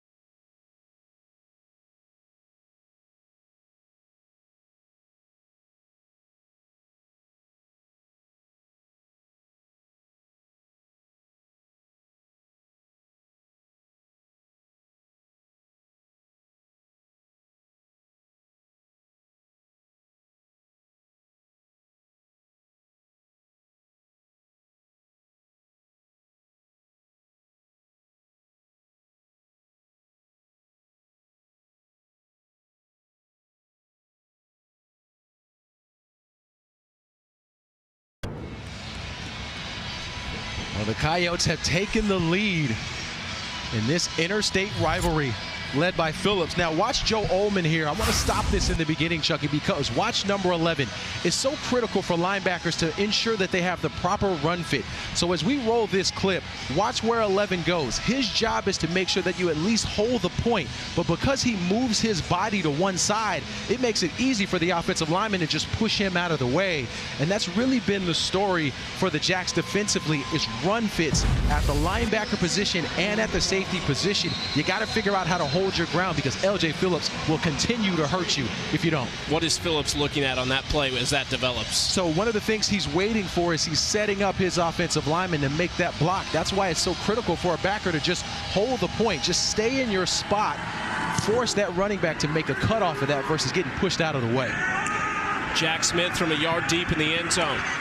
Smith slowed down, stays on his feet, gets to the 24. Flags come in again. South Dakota State has been hampered by penalties today, if this is in fact on them.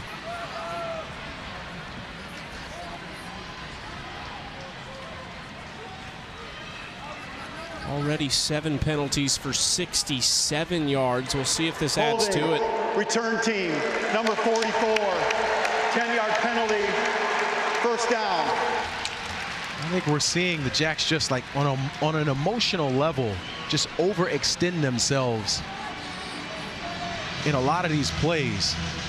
And we know that in these close games, the kicking game sometimes is the difference. So hurting yourself, putting yourself in a bad position after a big play on the other side, you just lost so much more of the momentum and hurt your offense. Julius Loffridge is in the backfield. We have seen him only a few times get the football. Little trickery here. Flip to Smith, who dives forward across the 20-yard line. He was following one of his big offensive linemen on the play, Quentin Christensen. And this is the thing that Loffridge can do. He can create a lot of attention just having his presence in there. I know he's not 100% right now, but they have to figure out how to use him, even if it's as a decoy, because he brings bodies with him because of how well he has played throughout his career and throughout this season.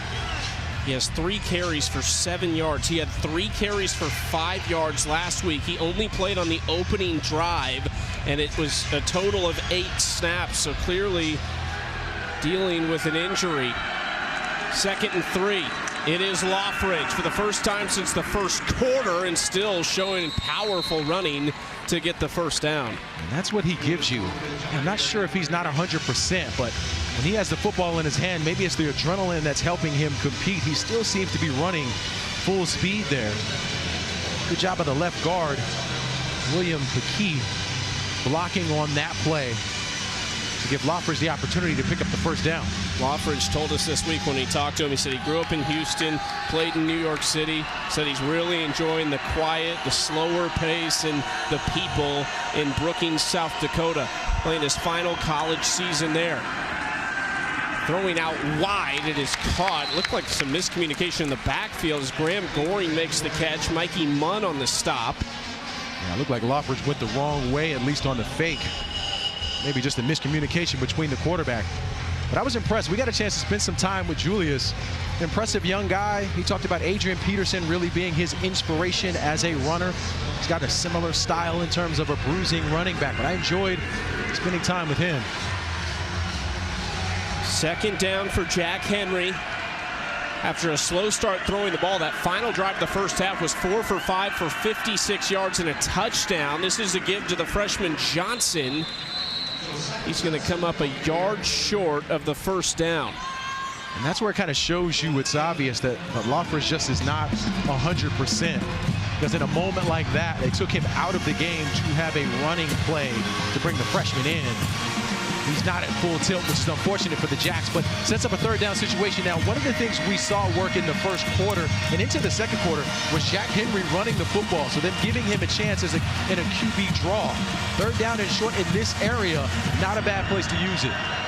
Johnson is the back. Will Henry keep it? He will. Behind Johnson, he's hit right at the line, but falls forward with the big frame at 6'2", 215 to get the first down. And I love the call because you're just not asking him to do a whole lot. It looks like he lost his shoe. as well on that, but a nice job of just getting behind his running back and the left guard, William Pequet, to push forward to pick up the first down. Didn't look like a freshman running back. Josiah Johnson blocking there. My goodness. Nice job. He's aggressive.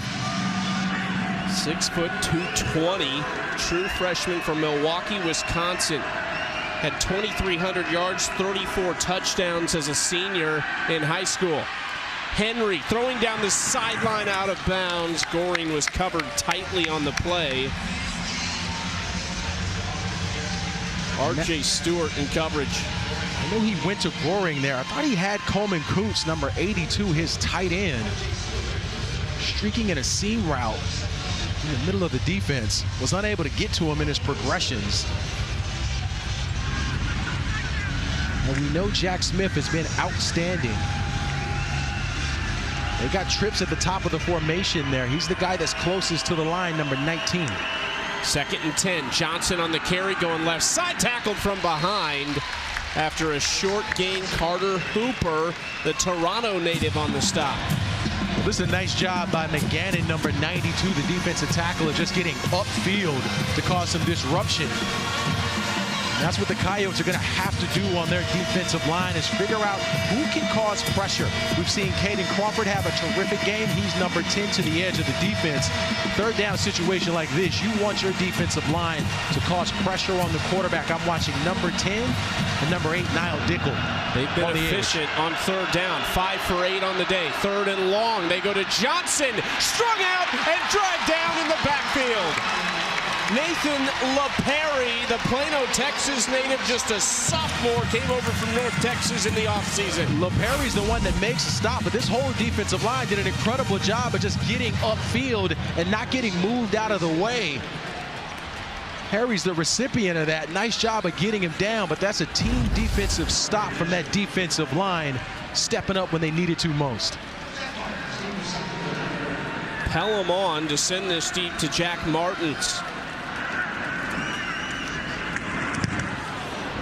Gets it away, a shorter one from Pelham. This time lands at the 27 and takes a Coyotes bounce back toward the 33-yard line. 6:23 to play in the third, and a big drive coming up for South Dakota.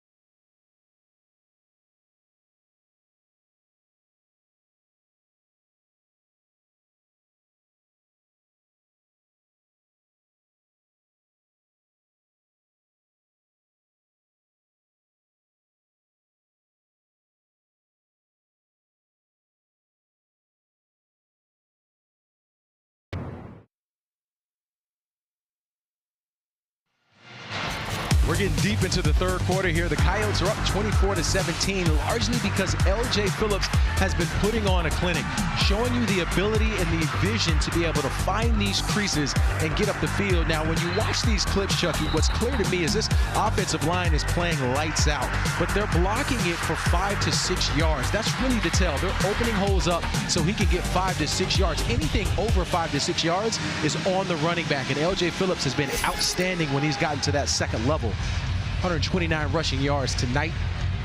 In terms of his yards per game, 116 right now. You have to assume he's going to get to that 129 before this game is over. Redshirt sophomore from Wichita, Kansas. He went to Northwest High School, where he's a 2-time All-State pick there. Third most yards in school history. That's the same high school as Breece Hall, who of course played his college ball at Iowa State and then now with the New York Jets. Great pipeline out of that high school in Wichita. Bauman in trouble, and he's dropped back at the 25-yard line. Sacked on the play by Jace Syfor.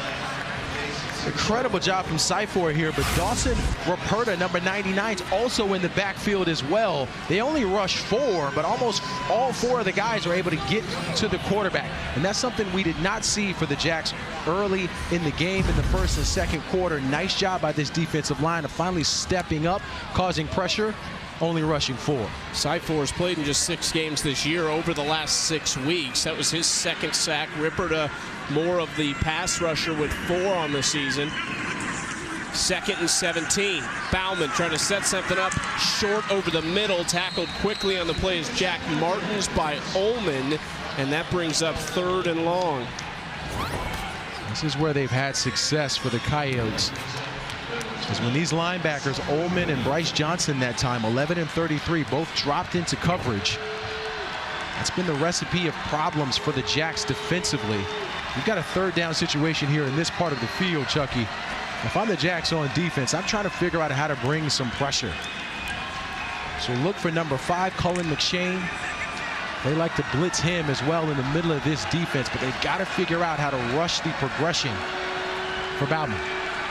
Jesse Miller in motion. They bring just 4, throwing short, and it's caught, but Tennell Bryant can't do anything with it. That was on the turf, essentially. They get about 3 yards, and that is not the drive they were looking for after a positive sequence defensively just moments ago.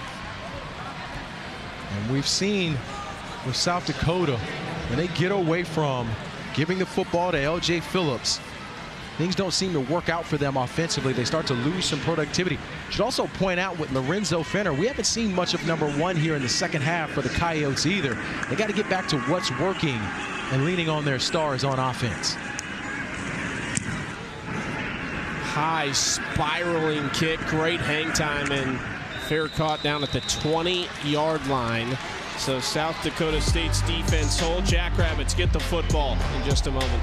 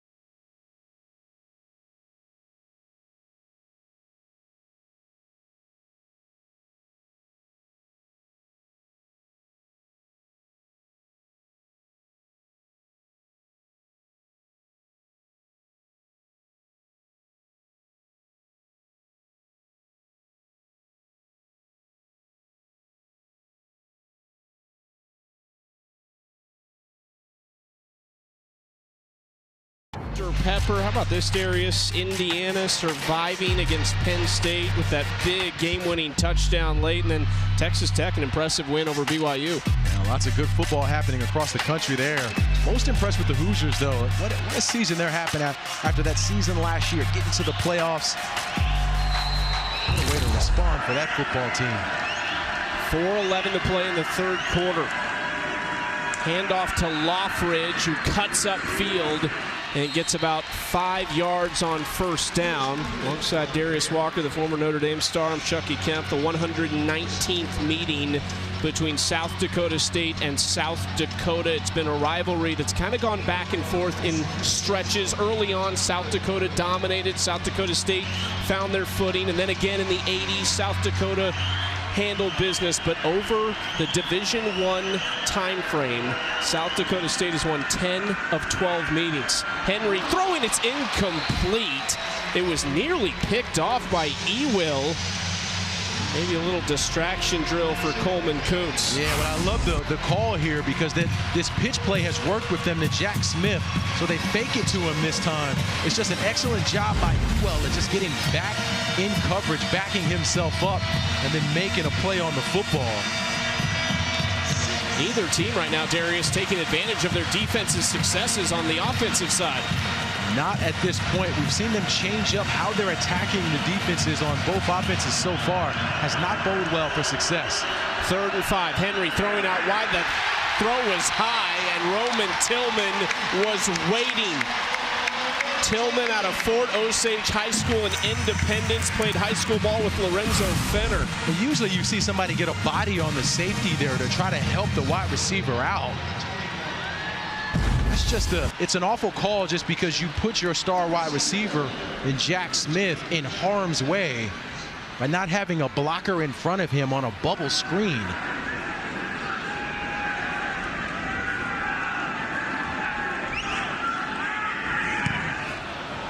Pelham sends it away.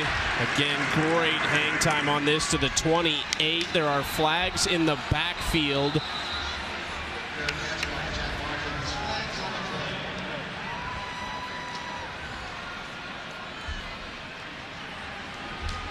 Jaden Brown maybe hitting Pelham on the punt. Now a flag thrown over on the sideline for South Dakota.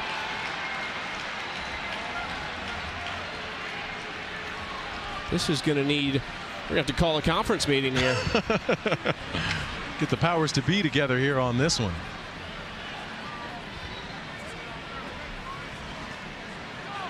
The penalties have really been a problem for South Dakota State tonight, but right now the Coyotes awaiting their fate on these two calls.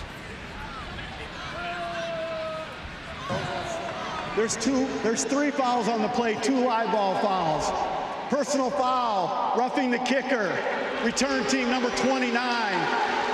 Catch kicking interference, kicking team. We don't have a number on that one. Those fouls will offset. After the play is over, dead ball foul, unsportsmanlike conduct, head coach for South Dakota. That penalty be enforced, it's 4th down.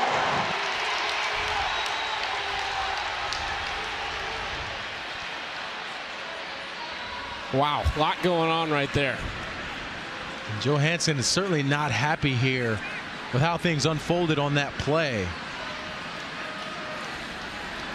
I mean, I always would respect when the head coach decides to voice his opinion in situations, but you just hate to see it when it hurts your team. That conduct foul results in a 1st down. Yeah, they had originally said 4th down, but that was enough to move the chains and keep this drive alive for the Jackrabbits. And that's just a tough place to put your team. Now, again, I respect the spirit nature of what he's trying to do and what he's trying to show to his team about voicing his displeasure, but when you extend drives against good football teams, you just put yourself in a bad position because they had gotten themselves off the field. It's different than getting ran in a baseball game. You leave, you fire up your team maybe, and off you go. First and 10, though. The drive continues for Jack Henry and company. Henry on the keeper, trying to bounce it outside, fights off Ewell, and has a decent pickup. Pushed out by Gabe Hardman. It's a nice job by Jack Henry there, just not wanting to go down. They keep themselves in good position as far as the chains are concerned. Now, good news for the Jacks. Josiah Johnson has come back into the game. He's been pretty electric with the football in his hands when he's had his opportunities. He led the idea of giving Johnson an opportunity to run the football. He led them a week ago after Loffridge exited at 14 carries, 75 yards. They hand this to Smith this time. They'll get about 3 yards. Caden Crawford on the stop and another big third down. This defensive line for South Dakota is really starting to step up here in the second half.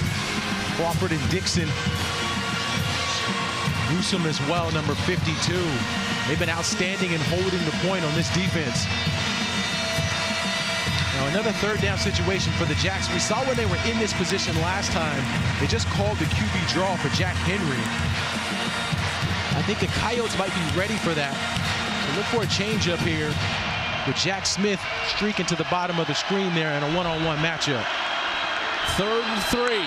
Flags come in, pre-snap again. False start, offense, number 82, 5-yard penalty, remains third down. Holman Coots, the tight end there. I think you have to give this stadium and these fans for the Coyotes a lot of credit here. It's loud on these third downs. We've mentioned how Jack Henry is a young player making his first start. So sometimes when the crowd is loud, maybe he's not yelling the way he needs to. His inflection points aren't as loud. Can create problems for the offense as far as the snap count is concerned. 3rd and 8 for the redshirt freshman in his first career start. Pocket clean, now running out, has great speed. He's pushed as he was reaching. Well short, being tracked down again by Caden Crawford. If Caden Crawford's not one of the fastest defensive linemen in the Valley, I don't know who is. His speed and athleticism has been on display here today with being able to get runners down, these running backs for the Jacks when they have the football, and then tracking the quarterback, an athletic quarterback in Jack Henry, and pushing him out of bounds. Right now, Caden Crawford is putting on a clinic on the defensive line for the Oaks. Pelham has been a weapon for them all year, almost 50 yards per punt on the season. Senior from Ankeny, Iowa. Great hang time on this one. Again, it's going to carry down inside the 10 and take a really nice bounce toward the sideline. Job done for Pelham. Tonight, a star-studded West Coast NBA on ESPN matchup. Devin Booker and the Suns play the back end of a home-and-home against Kawhi, James Harden, and the Clippers at 10:30 Eastern, 7:30 Pacific after college football. The NBA Countdown crew tips off coverage at 10 Eastern, 7 Pacific. Both games also available on the all-new ESPN app. Are you Clippers or Lakers since going to LA? Oh, man, that's a tough one. I think I lean a little bit more to the Lakers. I just have been to more of their games. Yeah. Nothing against the Clippers, though. Neither of them are my squad since I'm not from LA, but like them both. But I lean Lakers. I see you courtside with the movie stars all the time. Here goes Phillips. Tripped up just shy of a first down. He gets 9, though, on 1st and 10. They're going to have a chance here to put together a long drive and really eat away at this clock as they will let this tick down to the 4th quarter. What a game we've got, Darius. This has been fantastic so far on both sides. We've seen some changes, though, defensively for both teams coming out into halftime. Has had some success on both sides, but we've got 4th quarter left. 7-point ball game. Can South Dakota extend their lead? We'll find out when we get back.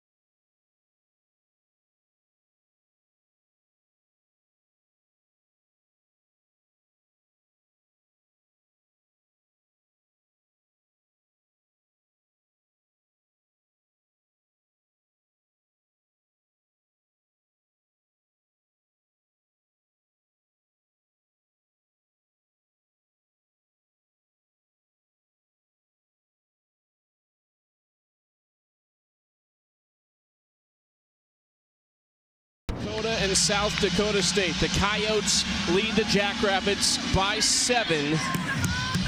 It has been a rivalry dominated by South Dakota State in recent memory. They have won 13 of the last 16. The last win for South Dakota was in 2021. They went back-to-back in 2019 and 2021. And Chucky, we haven't seen much of Lorenzo Finner here in the second half. He's number 1 at the bottom of the screen. You've got to figure out a way to get him the football as well. Phillips tripped up on the first play of the fourth quarter, but it's enough to move the chains and set up 1st and 10. Ripperda on the stop. We saw in those individual one-on-one situations with Lorenzo Finner where he can just take over a game. It felt like they were forcing it to him in those situations, but I think sometimes you have to give yourself a chance to have some success on offense. I floated up to him again at some point in this series, see if he can win on a 50-50 ball. 1st and 10. L.J. Phillips Jr. the back. He has been the workhorse again today. Nowhere to go on this 1st and 10 carry. Blue jerseys everywhere. You notice the red on red, the blue on blue. They have started a new tradition in this rivalry. Well, they'll wear kind of their version of the color rush jerseys. I like it, though. I think it's a good look for both sides. 2nd and 9. You remember the opening drive for South Dakota was 15 plays, 70 yards over 6.5 minutes. They would love a little something like that. Eat some clock up for sure. 2nd and 9. Jesse Miller in motion to his tight end position. Bauman going to throw it. Plenty of time here. Looking down the sideline over the head of Phillips. There was pressure in the face of Bauman that helped that throw not hit its target. Well, really, you got to go to the inside on this one because Joe Ullman, number 11, does a nice job of taking away where Bowman wanted to go to the football. He wanted to go to his tight end, but Ullman did a nice job of backing out in coverage that time, getting into the right position. We saw him make that mistake earlier in the game. Love to see the linebacker correct his mistakes and make a play for the Jacks on defense. 3rd and 9 whistles. We're going to have a timeout by South Dakota State early in this fourth quarter. The Coyotes have a chance to talk it over.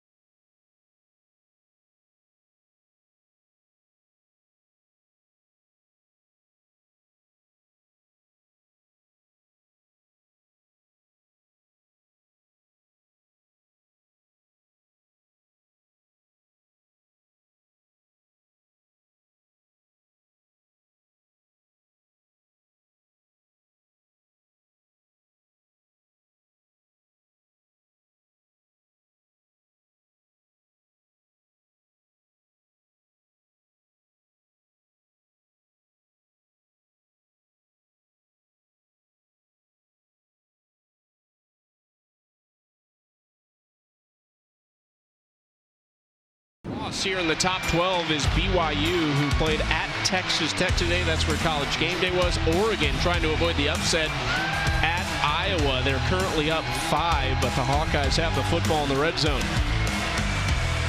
A lot to be decided over the next couple weeks with regards to the college football playoff and the FCS playoffs.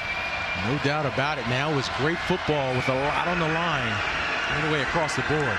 3rd and 9. Bauman has time, throws short, it's dropped. Was looking at Jesse Miller. He's going to have a hard time getting to the line to gain, but still would have had an opportunity. I think he had a little bit of space to be able to get there.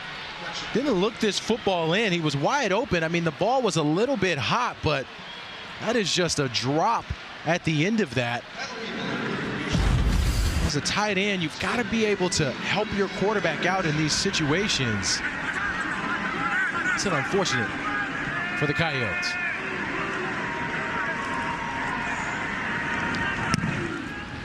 Booted away. Nice spiraling punt by Ebel that backs up Miles Taylor inside the 20. Makes a couple miss, breaks a tackle, and a good return from Taylor up to the 36-yard line. South Dakota State looking for some life offensively in this second half. They were scoreless in the 3rd quarter. Now, I know they don't want to lean on Julius Loffridge, number 15, but they're going to have to figure out a way to get him the football a little bit more. And now, luckily for them, he's available at least on this play. You see a lot of good football coming up here on ESPN. But number 15 to the left of the quarterback, he's been the bell cow for them all season. Desperately need him to make a play. Garcia Castaneda in motion. They're going to take a shot down the sideline and just over the head of Sammy Dressy. DeJuan Lewis coming over to pressure him on the catch. A little bit of a high throw by Jack Henry. Excellent job by Lewis coming over from his safety position. R.J. Stewart, the corner, was in position as well. Lewis able to help and bail out in that deep route on the outside. Nice team defense from the secondary for the Coyotes. 2nd and 10. What a moment it is for the redshirt freshman Jack Henry. His team's lost 2 straight. They're without their starting quarterback Chase Mason for the 3rd straight week. Luke Marble left last week injured. Henry trying to get outside the pocket, tripped up, stays on his feet, throws, caught down the sideline. What a play by Henry! Well, the Coyotes decide to blitz. They bring Gabe Harmon and number 25, R.J. Stewart. Stewart is the one who gets there. But Jack Henry just showing you some athleticism and commitment to not quitting on the play. And then he finds no one other than Jack Smith, who's been making plays all day for the Jacks in the scramble drill. If they come back to win this game, that'll be on his highlight reel for the remainder of his career at South Dakota State. 1st and 10. Handoff Basinger. Knocked backwards, keeps the legs churning, and he's across the 45-yard line. Short pickup of about 2 yards. Good job by Chris Dixon that time on the defensive line for the Coyotes, making a play on the inside, number 50. But right now we're seeing Jack Henry start to come into his own, really when it matters most. Getting deep into this 4th quarter here with the game on the line. Would not be surprised if they figure out how to do more QB draws with how well he's playing and how well he's seeing the field, with his confidence glowing right now. 2nd and 8. Loffridge gets the carry. Loffridge with space. His biggest play of the game. He's got a 1st down. They'll mark him at the 35-yard line. Love that they're leaning on Loffridge here. Watch Caden Crawford, the defensive end for South Dakota. He's the guy who gets out of place, does not contain on the outside edge of that defensive line. Whole bunch of green grass for Julius Loffridge to be able to pick up the 1st down.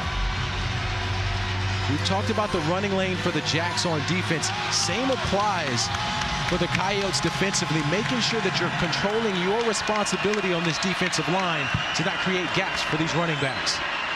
Loffridge again between the tackles this time, dragged down after a gain of 4. Now, the beauty of this offense for the Jacks is Loffridge has had 2 big runs back-to-back. Had the big run for the 1st down, picks up 4 yards on that. Now the play action becomes available. Also, the QB draw becomes available for Jack Henry. The offensive playbook opens up when you have some success keeping it on the ground. Jack Smith, along with two other receivers, just came back into the game. Smith has almost 200 all-purpose yards today. 2nd and 6, Loffridge in the backfield. They give it right back to Loffridge. Breaks a couple tackles, and he's inside the 25, another first down.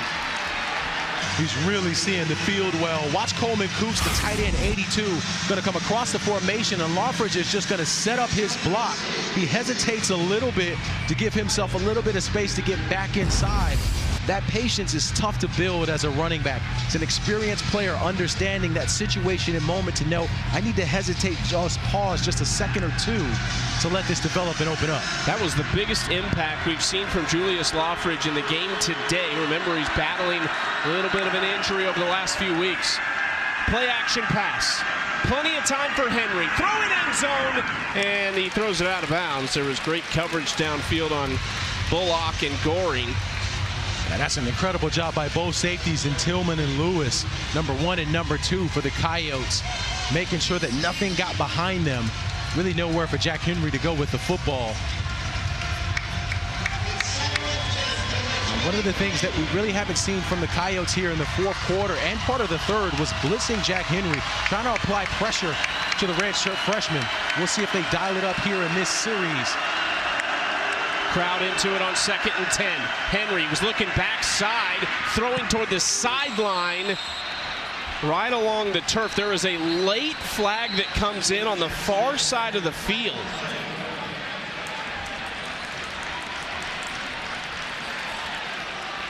It's going to go against South Dakota State.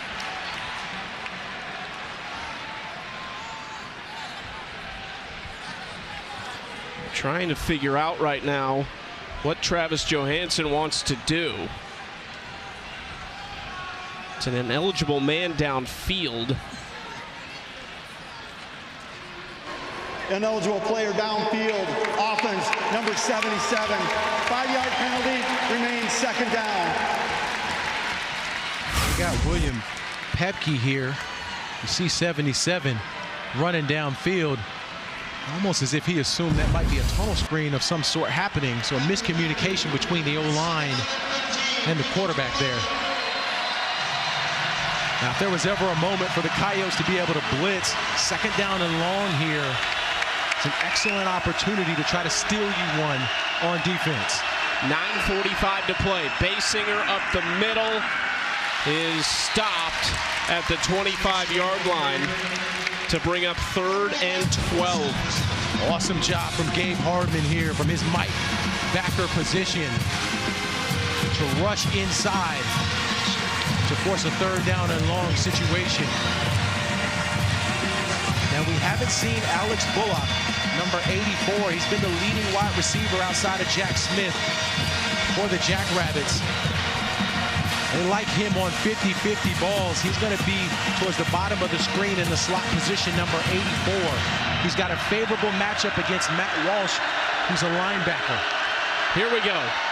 Play action. Taking a shot. End zone and intercepted.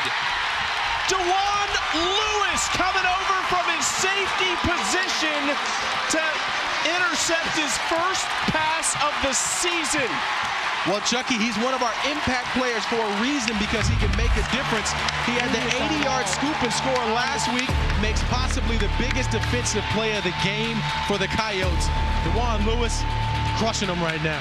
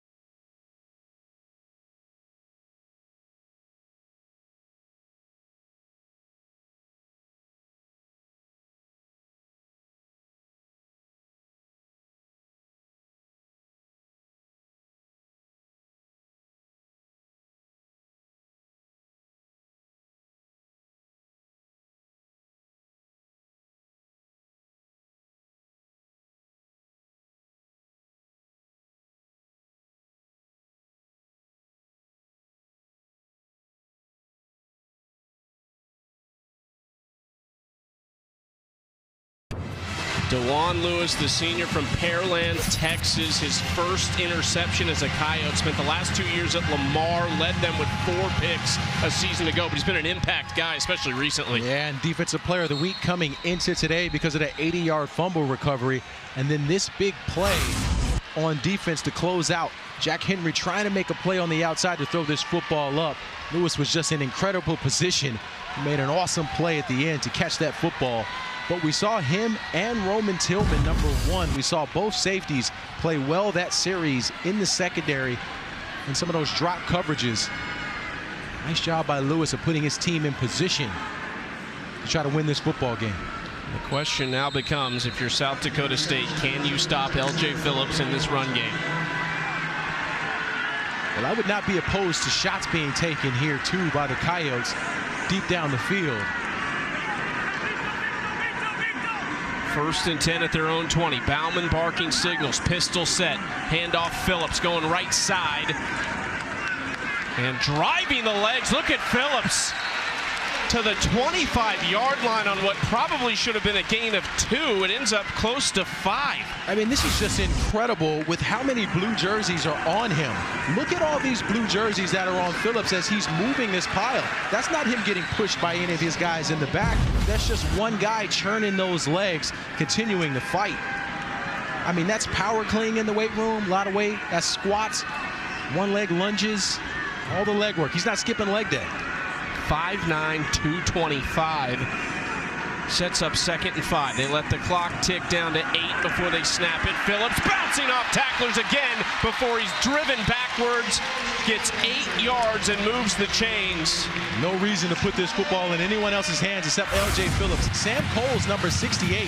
Watch him push up on 91. Excellent job from the guard there, getting some space on the inside for L.J. Phillips to work with.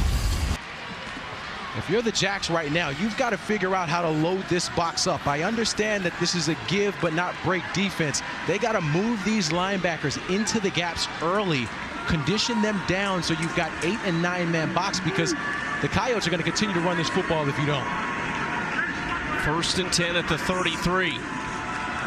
Phillips again. It's a decent gain on 1st down. There is a flag down.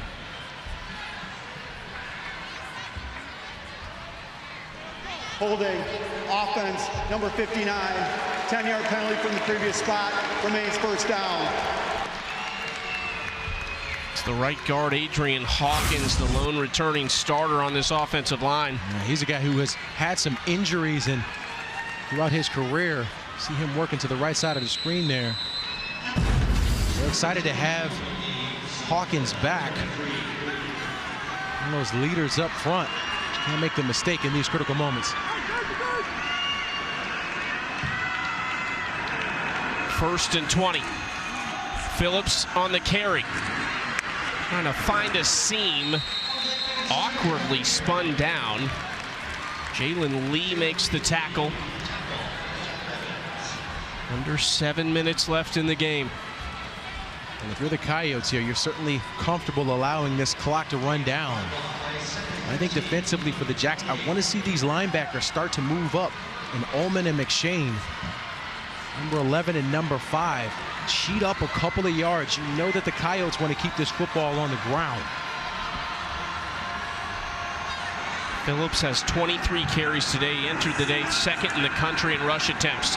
Bauman out wide into space. South Dakota State does a nice job rallying to make the stop. Joe Ullman and friends. Well, it's critical for this defense, for these safeties to be able to come up and to make plays.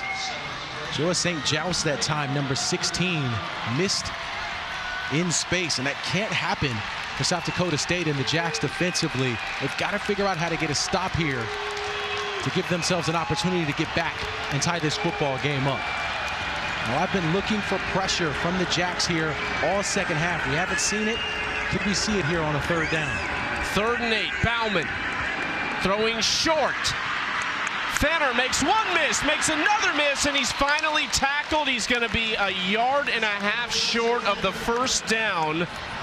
Lorenzo Fenner almost did something spectacular. Well, Jalen Lee here, number 6. He's the guy who has the first crack at Fenner. Fenner makes him miss and gets up the field to set up a 4th down and short. Now, that's been the problem for the Jacks on defense. They've got to figure out how to not hurt themselves when they drop their linebackers in coverage. Those crossing routes have been extremely successful for the Coyotes. It looks like they're going to live to fight another day here and get off the field on defense. But that's a correction they need to make quickly next time around. There was a thought for a moment that Travis Johansson might say go, but instead they will punt it away.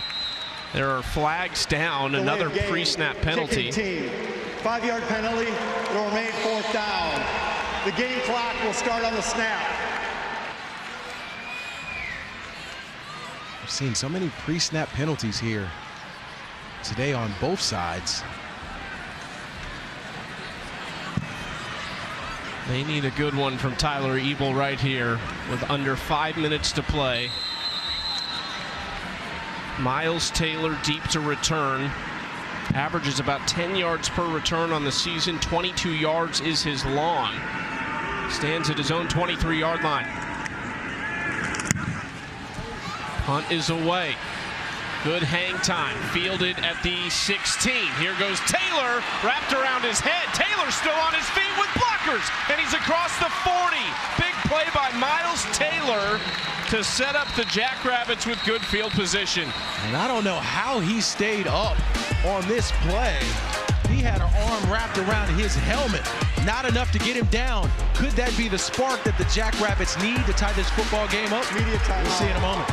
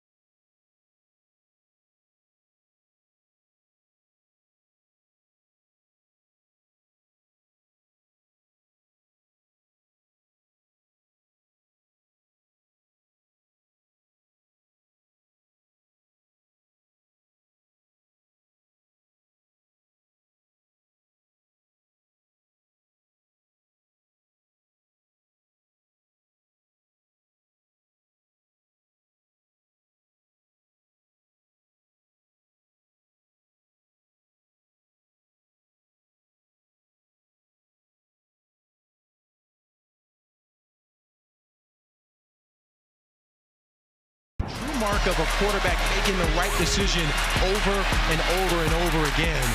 What a lights out and terrific season he has had through the way. for the Crimson Tide. That game starts in just 30 minutes over on ABC. South Dakota State coming down to the wire. The other two played in a game that also went down to the wire that North Dakota State survived earlier today. 1st and 10 at the 41-yard line for the redshirt freshman Jack Henry. Loffridge is the back. He gets the carry, and he gets about 3.5 yards before he's driven backwards by Matt Walsh, one of the top tacklers from Evergreen Park, Illinois. Walsh has had to step into a starting role this season after being behind some electric linebackers last year. You love to see the 5th-year senior come in and continue to make plays deep into the stretch of this football game. But that's still a good pickup for the Jacks offensively. I love that Loffridge is back in the game. Remember, he commands a lot of attention at the running back position. He's to the left of the QB at the moment. 2nd down, Loffridge again, and tripped up quickly to bring up 3rd and about 4. Early on in this game for the Jacks, we saw Jack Smith get used in motion. They pitched it to him. He had the big touchdown to start the game, number 19. They bring him back in on a 3rd down situation. You have to assume that they may try to force the football to him in some type of way to give him a chance to make a play. He'll be in the slot towards the top of the screen. Caden Crawford ran off a little banged up after that play, one of the top D linemen for South Dakota. 3rd and 4. Henry throwing and incomplete. The throw not quite on target, looking for Alex Bullock. Now 4th down, 3:27 to play. They only have 2 timeouts, Darius, so big decision here to make. Big time for sure. I thought Bullock had a step there on Mikey Munn to be able to catch that football, unable to do so. Now for the Jacks, this place is loud. We've seen them have penalties and hurt themselves in these moments. Not a bad time to call a timeout if you're the Jacks to make sure you've got a good play in.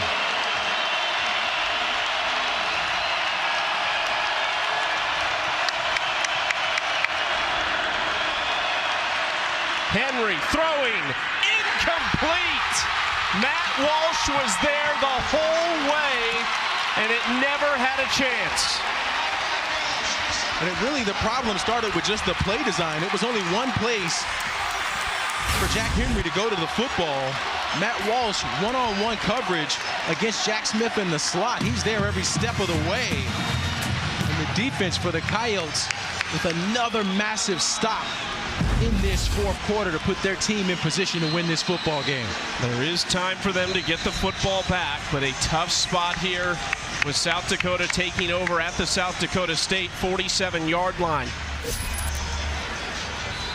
The offense today for South Dakota doing exactly what their goals are, 100% scoring in the red zone. They've actually been 100% on touchdowns in the red zone today. 1st and 10. Phillips trying to close the door on this rivalry, has a gain of 5 on 1st down.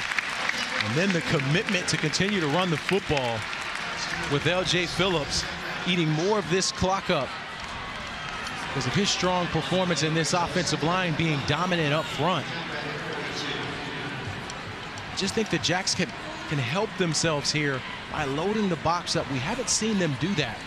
They're really worried about the passing arm of Bowman today because they will drop their linebackers in coverage quite a bit. Now is not a time to be conservative with the defensive play call, and you know they're going to run the football loaded up.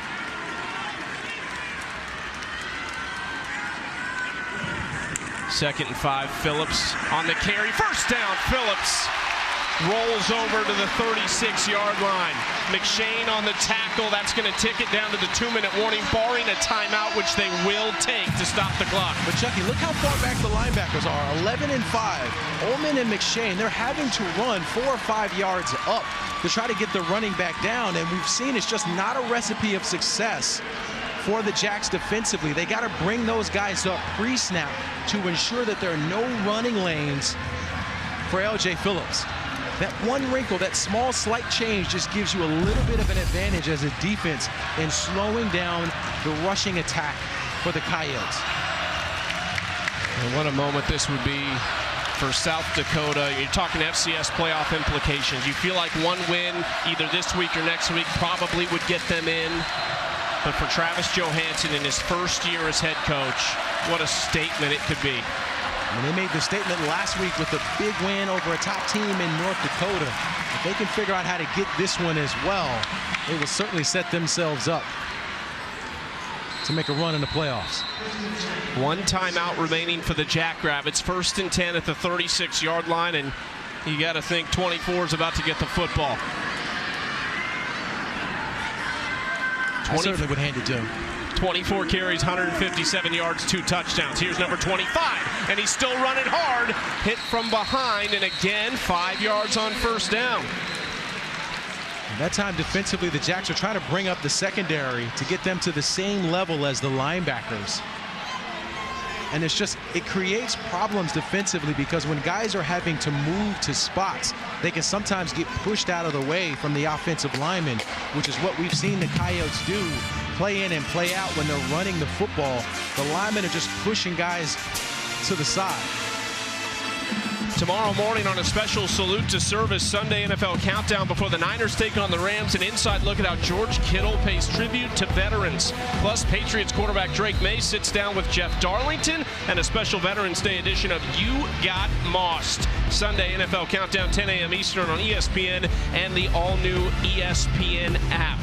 Certainly not trying to get mossed. So never happened, I guess you... Well, I mean, did you play 2 ways in high school? I did play 2 ways in high school a little bit. Certainly wasn't the funnest part of defense. Was not the funnest part for me. Agreed. 2nd and 6 for South Dakota. That was the final timeout for South Dakota State.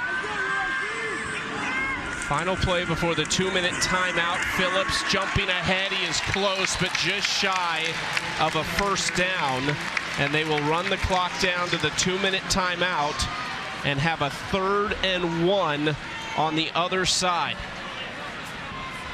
Jack certainly looking gassed here on defense too. A lot of pressure being put on them in this second half to try to stop a really good offensive line with one of the best running backs in all of the Valley. That's just a tall order for them. Is there one final turn in this rivalry? The 2-minute timeout. South Dakota up 7.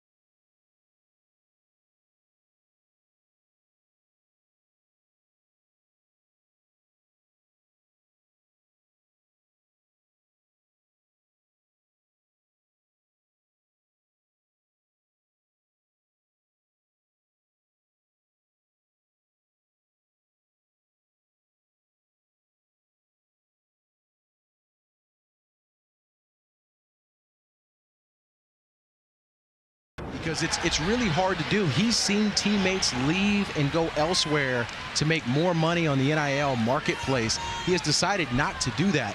And when we spoke with Coach Johansson about it, one of the things he said is like, this is a life decision in that when Bowman's done, the rest of his life in this area, it will pay off for him. Yes, he'll get some free lunches. I like free lunches. I think we all do. But I think in terms of the community helping him with whatever that is, hopefully he goes on and plays a long time professionally as a football player. But if he doesn't, he still will have a lifelong commitment from this community, which I think just gets lost in this environment that we're in as far as college football is concerned these days. Aiden Bauman's dad, Todd, played quarterback at St. Cloud State, 6 years in the NFL. Aiden was a 4-star recruit, top 300 kid when he went to Iowa State, but he's made his living in Vermillion, South Dakota. 3rd and a yard. Who's it going to be? Bauman, hands off, Phillips, forward, first down.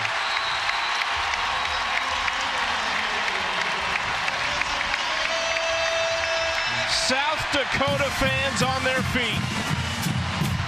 What a job inside from the center, Wyatt Lawson. And the true freshman running back, Carson Fletcher. They bring in 33. He's contributed as a runner. They bring him in to block for L.J. Phillips here on the front end. And that push from the center and the fullback of Fletcher was enough to give Phillips a space to close this football game out for the Coyotes. And the victory formation at the Dakota Dome.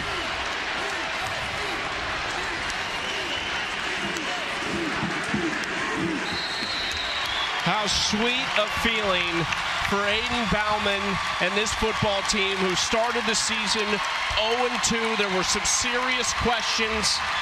They've won 4 of their last 5 entering this one, and they'll make it 5 of their last 6 against a team in South Dakota State who will lose 3 in a row for the first time since 2009. It's a shocker to say that for the Jackrabbits. This is a program that has had so much success.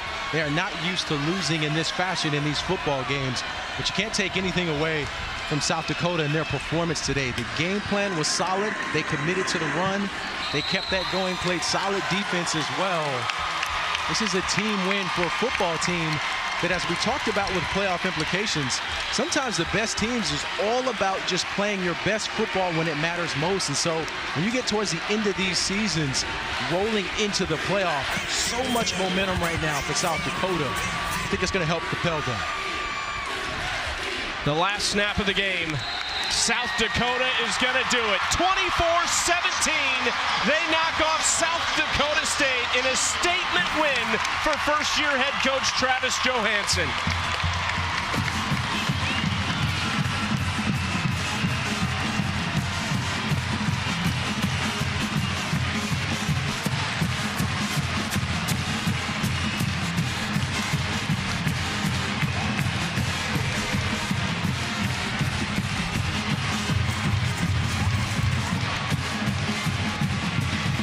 Their first win over the Jackrabbits since 2021. And this should position them well to make the FCS playoffs. No doubt about it. 2 big wins against top teams in the FCS. Knocking off North Dakota last week. South Dakota State here today. You got to give a lot of flowers to this offensive line for performing well, but Aiden Bauman showing you that there's a reason he stuck around. He said he had unfinished business here in Vermillion on full display here tonight. The celebrations will go well into the night here in Vermillion, South Dakota. They go on the road to finish their season at Southern Illinois, another tough one to finish up the regular season slate.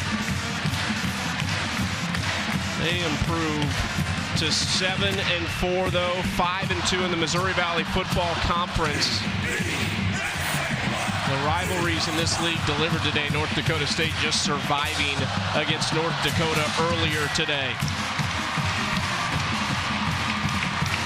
What a fantastic rivalry we had. The 119th meeting between these two programs did not disappoint, but the day belongs to the Coyotes as they knock off South Dakota State in Vermillion. For our entire crew, did a fantastic job. Our producer, Evan Hickman, director, Aaron Angel, graphics producer, Cameron Bullock, and my partner, Darius Walker. I'm Chucky Kemp. Thanks for joining us, everybody. So long from snowy Vermillion, South Dakota.